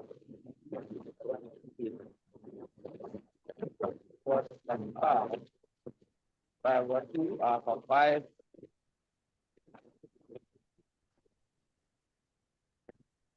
Half of the 5 over 3. Of the R. That's 2.5. Half of 5 over 3. Which one becomes 5 over 6. Simple as that. That's not complicated. So it's half full. Half the x value, half the y value. All right. Next question give us these two functions, f of x and g of x. It says the graph of f of x and g of x, you meet that m and n, determine the coordinates. So you have to solve them simultaneously. So this is like y equals this, like you have two graphs. So like you have y equals 5 minus x. And the curve, another curve is y equals x squared minus 2x minus 1. Where the graph meets, this and this become equal. Because the y value is the same on the two of them. So you equate them. Right? So at m and n, this becomes equal to that. X squared minus 2x minus 1. Y value on this curve is equal to y value on this line. It becomes equal to 5 minus x. Bring this over here, so I'll leave it equal to 0. Setting up a quadratic. So you're going to get x squared. This x come over here become a positive x. Minus x plus x. Minus 2x plus x is minus x. Then this 5 come over here, subtract from this one, give me negative 6 equals 0. So this factorizes easily. Easily. Factors of the x squared is x and x. Factors of the 6 is 3 and 2. Signs are different. If the create product, the minus. This product is greater than this one. And this one minus this one. So put the minus here and the plus here equals 0. If this equals 0, the next equals 3. This equals 0, the next equals minus 2. And then I will tell you which one is which. I'm going to put the one m correspond to the small x value. All right. Oh, I need the y values now. I'm not finished yet. I need the y values. To get the y value, I'll plug them in this one. So I'm going to say and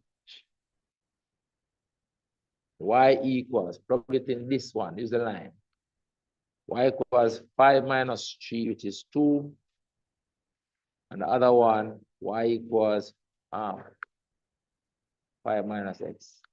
Y equals 5 minus a negative 2, which is 7.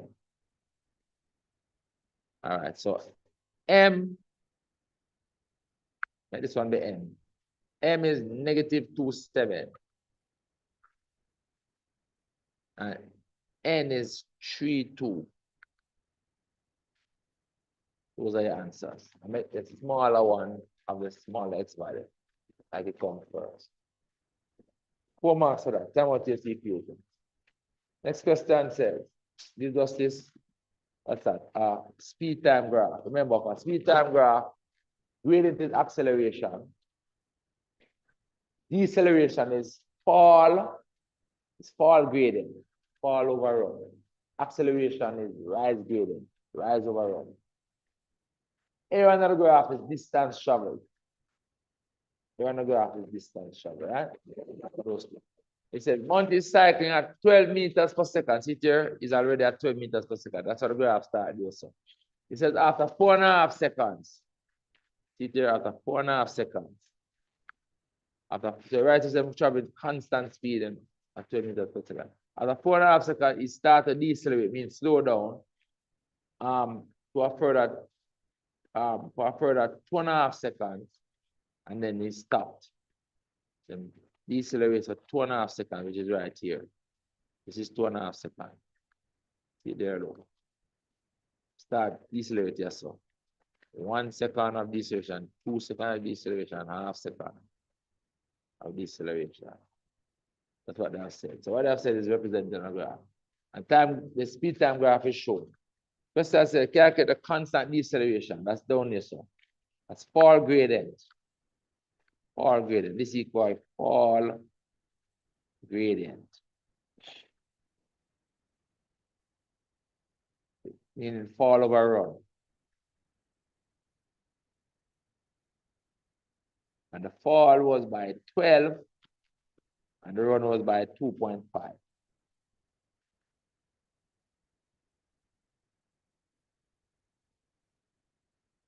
Well, calculate this for me, please. That's like 24 over 5. 24 over 5 is 48 over 10. 4.8, right? 4.8. That's 4.8 meters per second squared. Meters per second squared. The deceleration, unit of deceleration acceleration is meters per second squared. Meters per second squared. They said mounted average speed over the 7 seconds. Average speed is total distance over total time, but total distance is area under the graph. Right? So see, you know, average speed is equal to total distance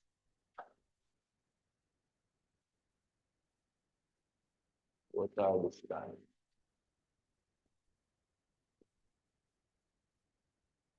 total time. But total distance is total area on a speed time graph.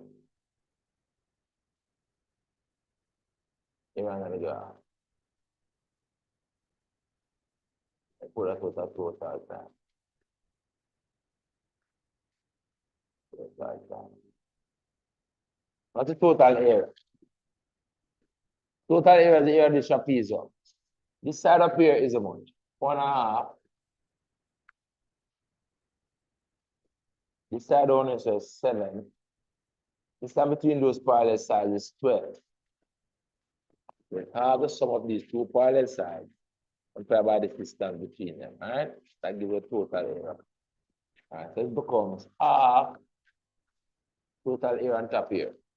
It's half the sum of the parallel sides, the 4.5 plus the 7.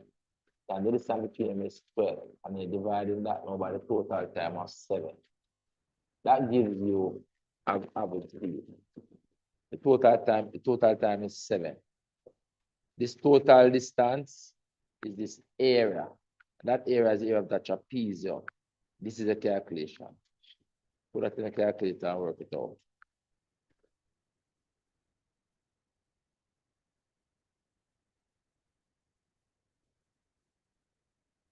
Let's put on the calculator. All right. Now, firstly, half of this 12 is 6. Then I'm just going to put brackets 4.5 plus 7, close bracket, times half of this 12, as I said, is 6. And dividing that by 7. So I get 9. If you want to put it as a fraction like so, or not that. I want the whole thing to be a fraction.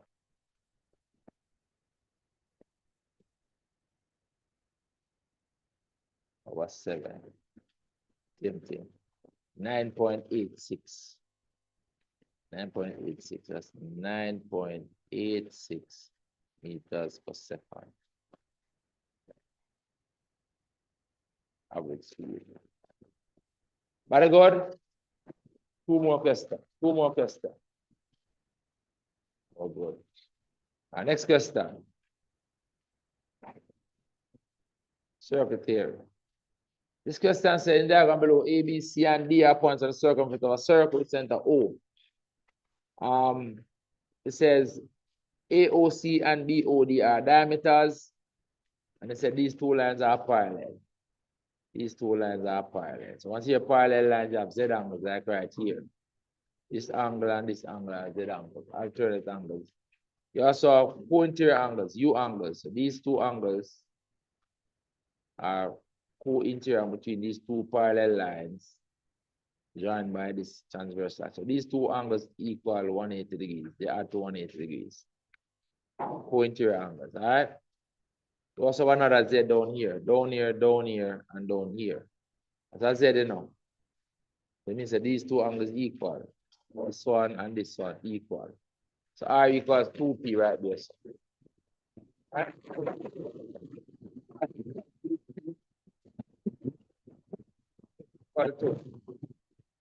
P equals 2P.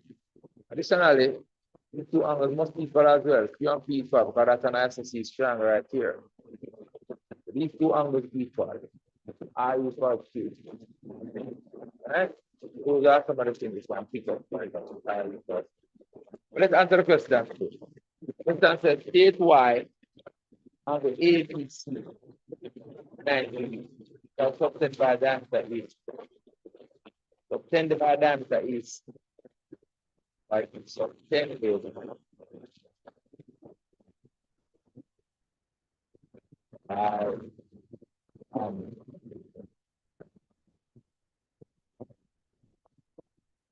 is angle subtended by diameter 9 degrees. At the top. At the top.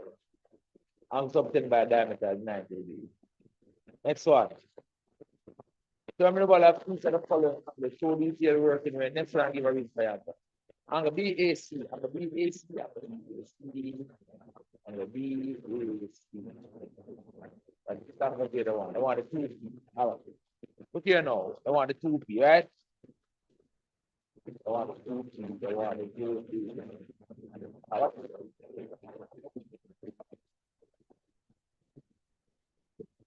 The diameter as well, right? Okay. Angle subtended by diameter of base is 90 degrees. Don't it? So it means that these two angles must add up to 90 degrees. Don't it? So that the 2P plus 2P is 90 degrees. So that way we can find. So, want to know P, what P, what P, what? Okay, so let's go back. So we tell them that this angle, but just fill it in now. That the angle is 90. Those is 90. These three must add up to 90. Okay, the angle is 12. Right, so you want to fill up. And after that, 2P plus P equals 90. That complementary angle. Complementary.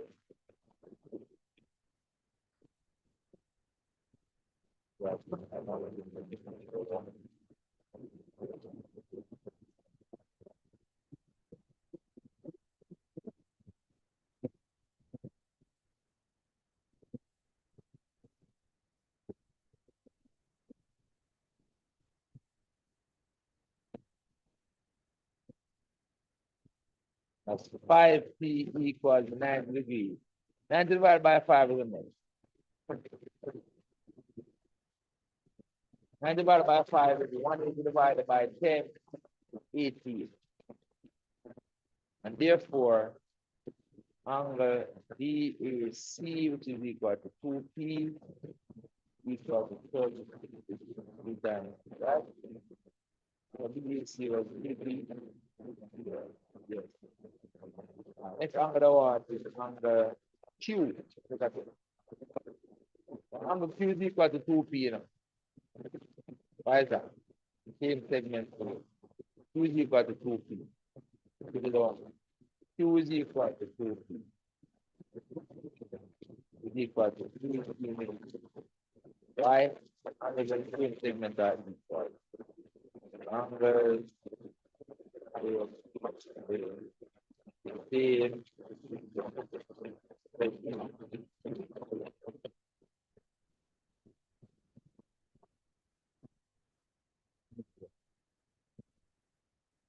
Same segment. Now these two angles. Hey, not someone. These two angles.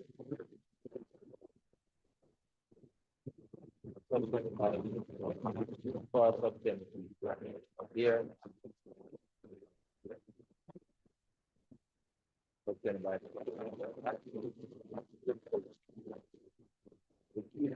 two times. Then the one angle R. Angle R is the same as angle Q. Because of this isosceles triangle.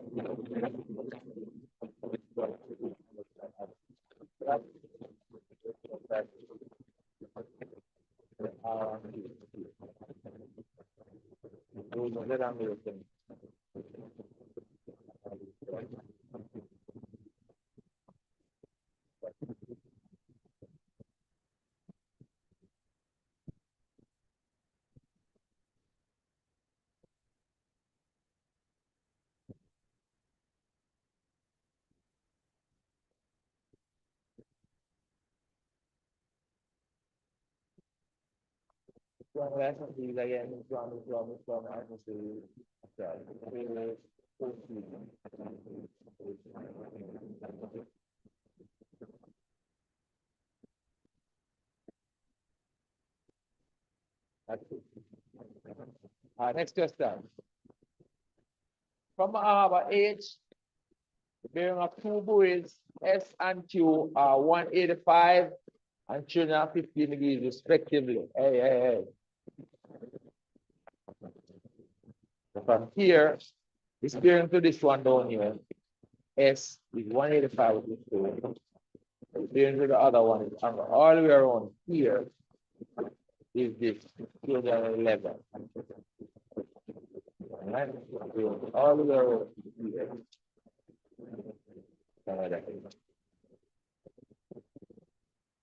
311. We now look at angle here to complete the 311 by subtracting from 360. We'll do that in as well. 360 minus 311. What is that? 360 minus 311. Huh? Come on. 49 degrees. All right, that angle there is 49 degrees. All right, what is the angle inside here? It's going to be 311 minus the 181. Like 185. 185 is up to here. So the angle inside here is going to become 311 minus 181. That's what's coming to you right here. Inside here, this angle in verb. This angle here. It's 311 minus 185. Whatever it's worth to. 311 minus 185. Huh? 126 degrees inside here. What's the video to finish? Okay? 126 degrees. One inside here. All right. We go and show some calculation. 311 minus 185, which was 126 degrees. All right, and then 49 in blue is 360 degrees minus 311 degrees equal to 49 degrees. I don't know that. I'm showing you on the paper. All right. The question says these distances. So Q is 5.4 from each. Q 5.4. So obviously it's 5.4. This one. 5.4 kilometers. 5.4 kilometers. And the other one is 3.5. 3.5. So good to go. Okay, 4 star with the family. Around 2 stars. And it's angle between them. Right? So from there, I got the family distance is also what the Q reach. We give on the 1.6. Right? And then next part says calculate QS. It is between the two boards. So that's 4 star rule with these two sides. Make 4 star rule. Make it up here and then pop it down. So it's gonna be that QS is equal to QS squared. That like right over the square. Right under it. QS squared. That square plus that side square. That like right over the square. 5.4 squared.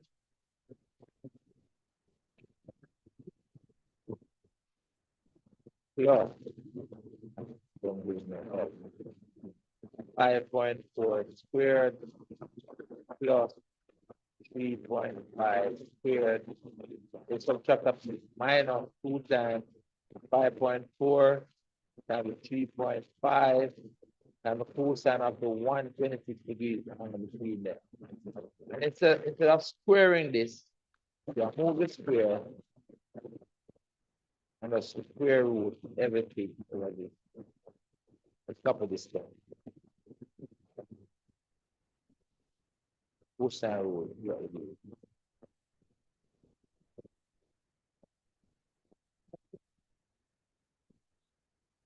Put that in a calculator now. Get on.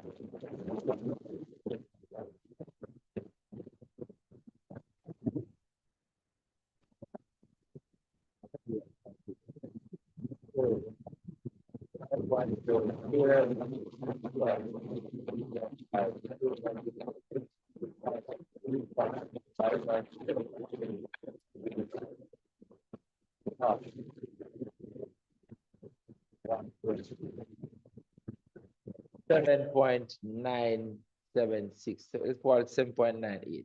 7.98 kilometers. All right, then I want the bearing.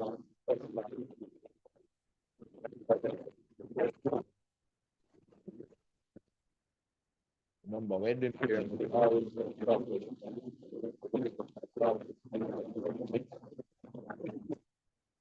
that's the water bearing.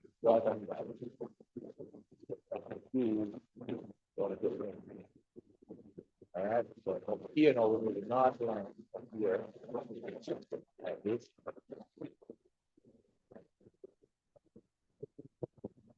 Here on the other always see to you. On the inside of the triangle here, see a part of the back here. What's the right thing to do? Right, and first I'm going to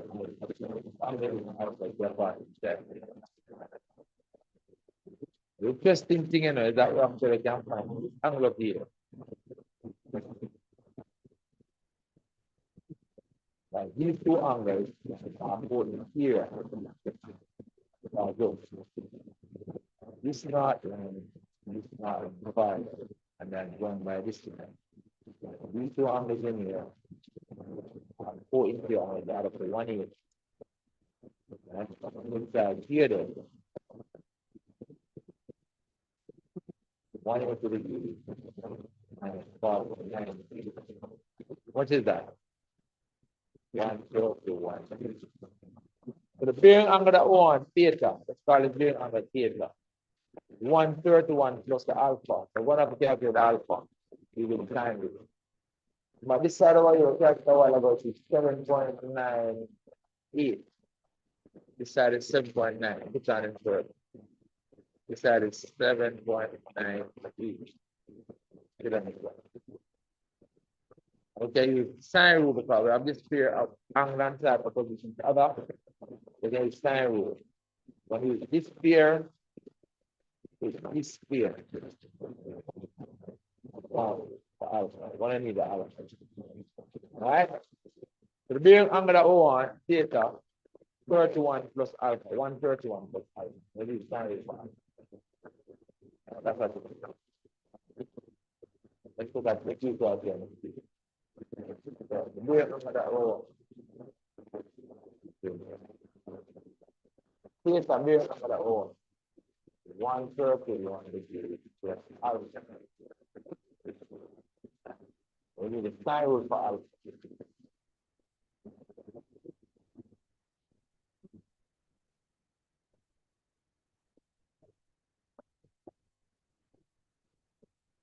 We're going to do sine of alpha. We're going to sine opposite alpha is this 3.5 over here.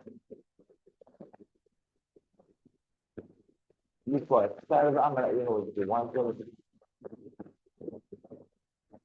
The sine opposite the 126 is 10.9. 10.9.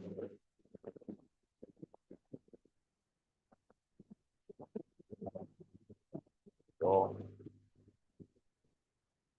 when you find the alpha now, we're going to multiply the 3.5 and take the inverse sine. So the alpha is going to be sine to the minus 1 of 2.5. Multiply the 3.5 up here.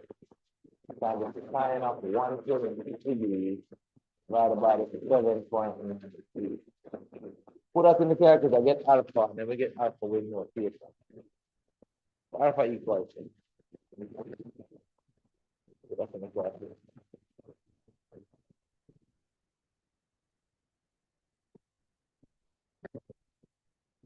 So this one, sine to the minus 1. I'm talking on this.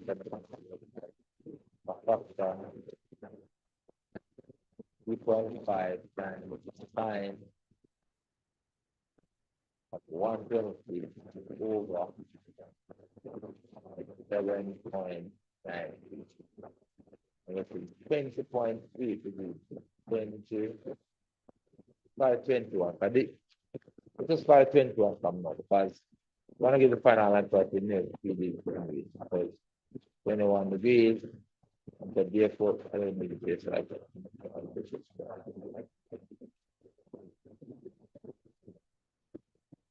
Therefore, the theta award is 131 plus 21 degrees. Therefore, it is 1, 2 degrees. Copy that.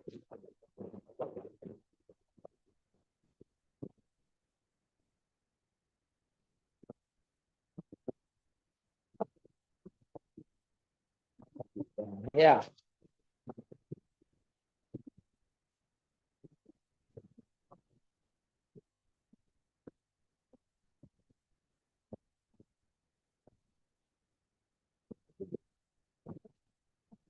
I got this done. One more question. One more question. Let's see transformation. Let's get to this. First answer.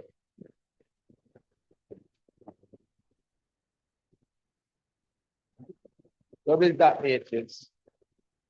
It says L plus W is 0 matrix. That is L. This one cannot be, right? So the matrix that you add to the matrix that you add to this matrix equals 0. We look at the inverse. Just write down L. L equals. The addition inverse to that value is negative 3. Addition inverse to that value is negative 6. Addition inverse to that value is 2. Addition inverse to that value is negative 5. If you add these two, you're going to get that. But can answer that? It's going to break. It's going to be calculation. Right? L and primitive. So that when you add it to this time. Done. Next one. All right. So this now is the multiplicative inverse. Give it the identity name, right? So these are inverse of each other. The P and the W are inverse of each other. The first of two matrices is the identity matrix. This is the identity matrix. This means that W and P are inverse of each other. So basically P is equal to W to the minus 1. Right? So to find P, you just need to calculate the inverse of W. This inverse of W. Right? W is the mean.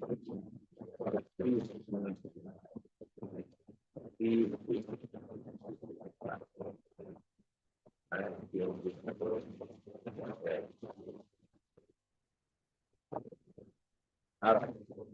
So let's calculate the inverse of this W. The inverse is 1 over the determinant of the determinant. This product, which is 15, minus this product, which is negative 12. Multiply by the adjoint. Interchange these two on the first diagonal to get the adjoint. Switch them around and get 5, 3. Leave these two where they are, change the sign.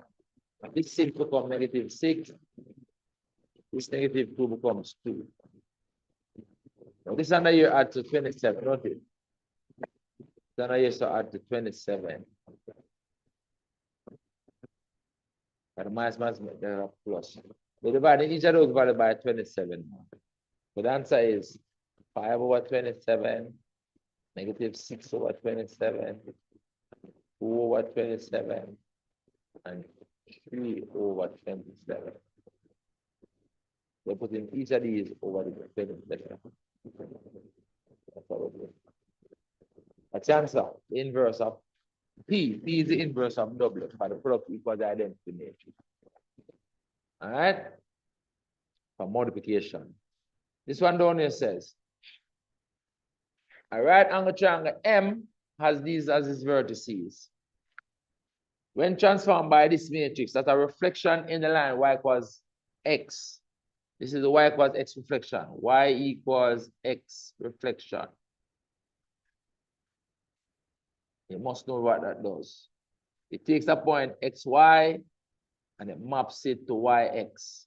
The values are switched around. So the question very easy. Now, these are the object points and the image point and M prime. Just write down the switch around those values. Simple. Can't penalize for advanced knowledge. And by putting this on the paper, you're saying how you get the answer. So X prime is just 1, 1 switch around, which stays 1, 1. Because 1, 1 is on this line. Y equals X. And then Y prime, you switch around these values, it becomes 1, 3. And then Z prime, you switch around these values, it becomes 4, 3. Simple as that. That's why you need to know the matrices. 0, 1, 1, 0. That's it. That's y equals x reflection matrix. A reflection line y equals x. Reflecting line y equals x, x and y values switch around. That's all. You don't need no calculation. 2 easy marks that. All right. Next question. Vectors. Diagram below shows triangle OPQ. OP is 3U, OPS are 3U, and I break it up for us into U2U and U. And is V, and Q is the midpoint of OR, so this vector also is V. And diagram.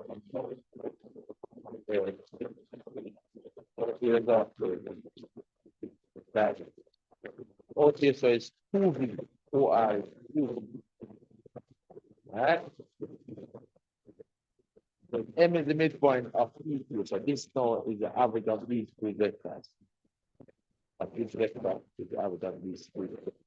This is the midpoint. All right.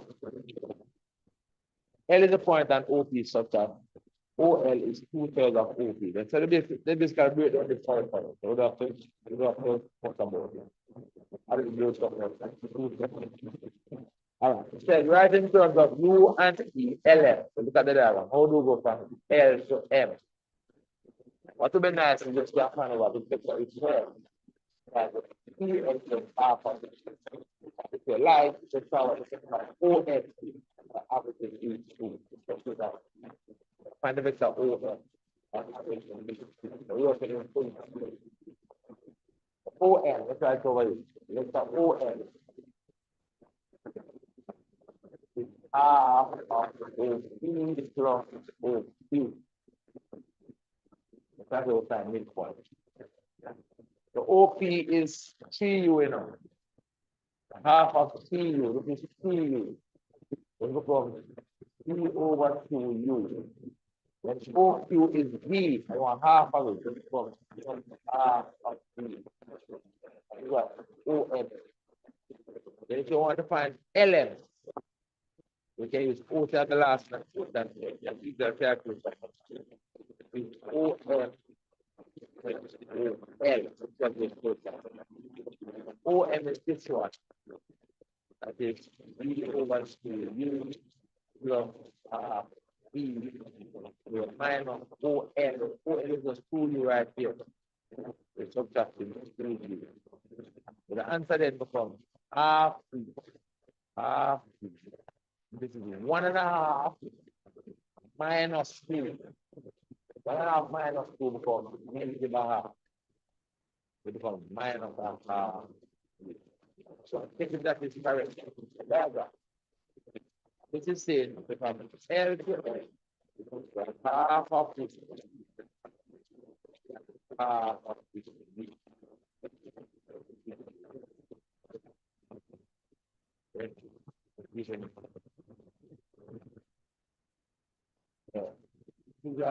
So half of this. This is just half minus 9 minus half of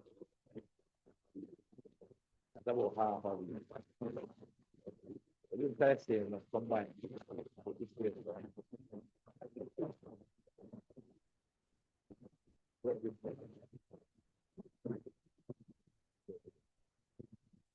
Yeah, see?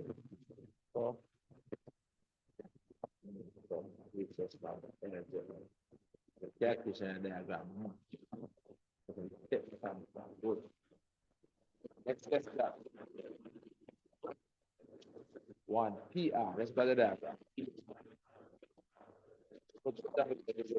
PR is equals OR, OP is 2U, and OR is 2U. This becomes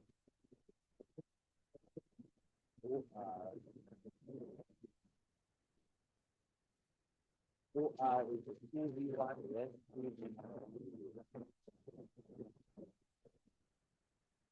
2V9, whatever. Prove that the points are calling me. LM and R. If using LM and R, we're going to use two vectors between LM and R. So that one is unknown. This is what we have. We have LM, yes, we have LM, right? Half V minus half V. Okay. LM, V, the another vector now is that L to R or M to R. M to R. We have another one with R. M to R or M to R. Now look at this diagram. Which one is the find? L to R or M to R. Which one easier? LR or MR. Which one easier to find? So let's start LR or MR. Which one easier to find? LR. Okay, you can see to go from L to R. You go minus 2U plus 2V. Minus 2U plus 2U. Minus 2U plus 2U. So you LR minus 2U plus 2U. This can be spin around to be in the same order, where the V comes to the front. So when I write it as 2V minus 2U. Okay, now, to get these two things to be equal, you must I want to buy 4, don't you? Must I want to buy 4 to become equal to that, right? You want to get them equal so you can equal. Remember the procedure to get rid of fraction. multiply the small one to equal the large one, equate. But based on these numbers, this will become equal to this if you multiply by 4. So let's multiply this by 4.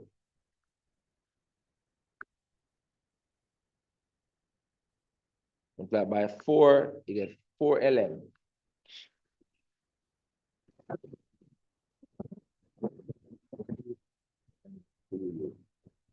These two are the same now.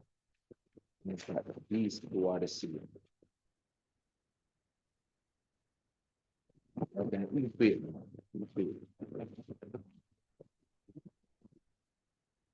Equate again. Li equals 4ln.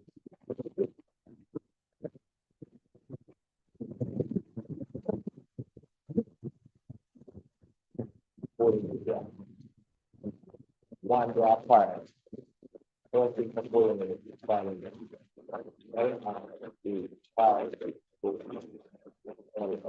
When they come out one day, they are coming. L to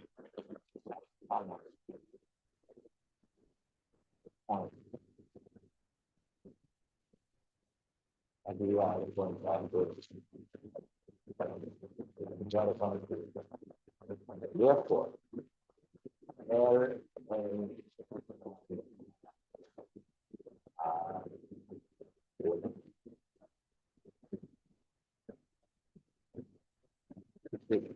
but agora, let me agree. I want to be sure. Let me agree. Okay, yeah. Take up the that thing. Huh? What is that? What is that? Huh? Oh my God. Come on, seriously. Come on. Where the grades? I'm telling you.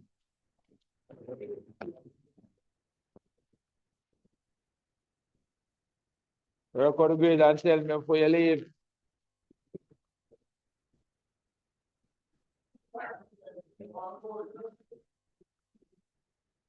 Come here. All right. Huh? All right, I'm gonna end the call now. Bye, everybody. Huh? Bye, sir. You need to carry it. Next time I'm gonna come on to the grades I got. All right?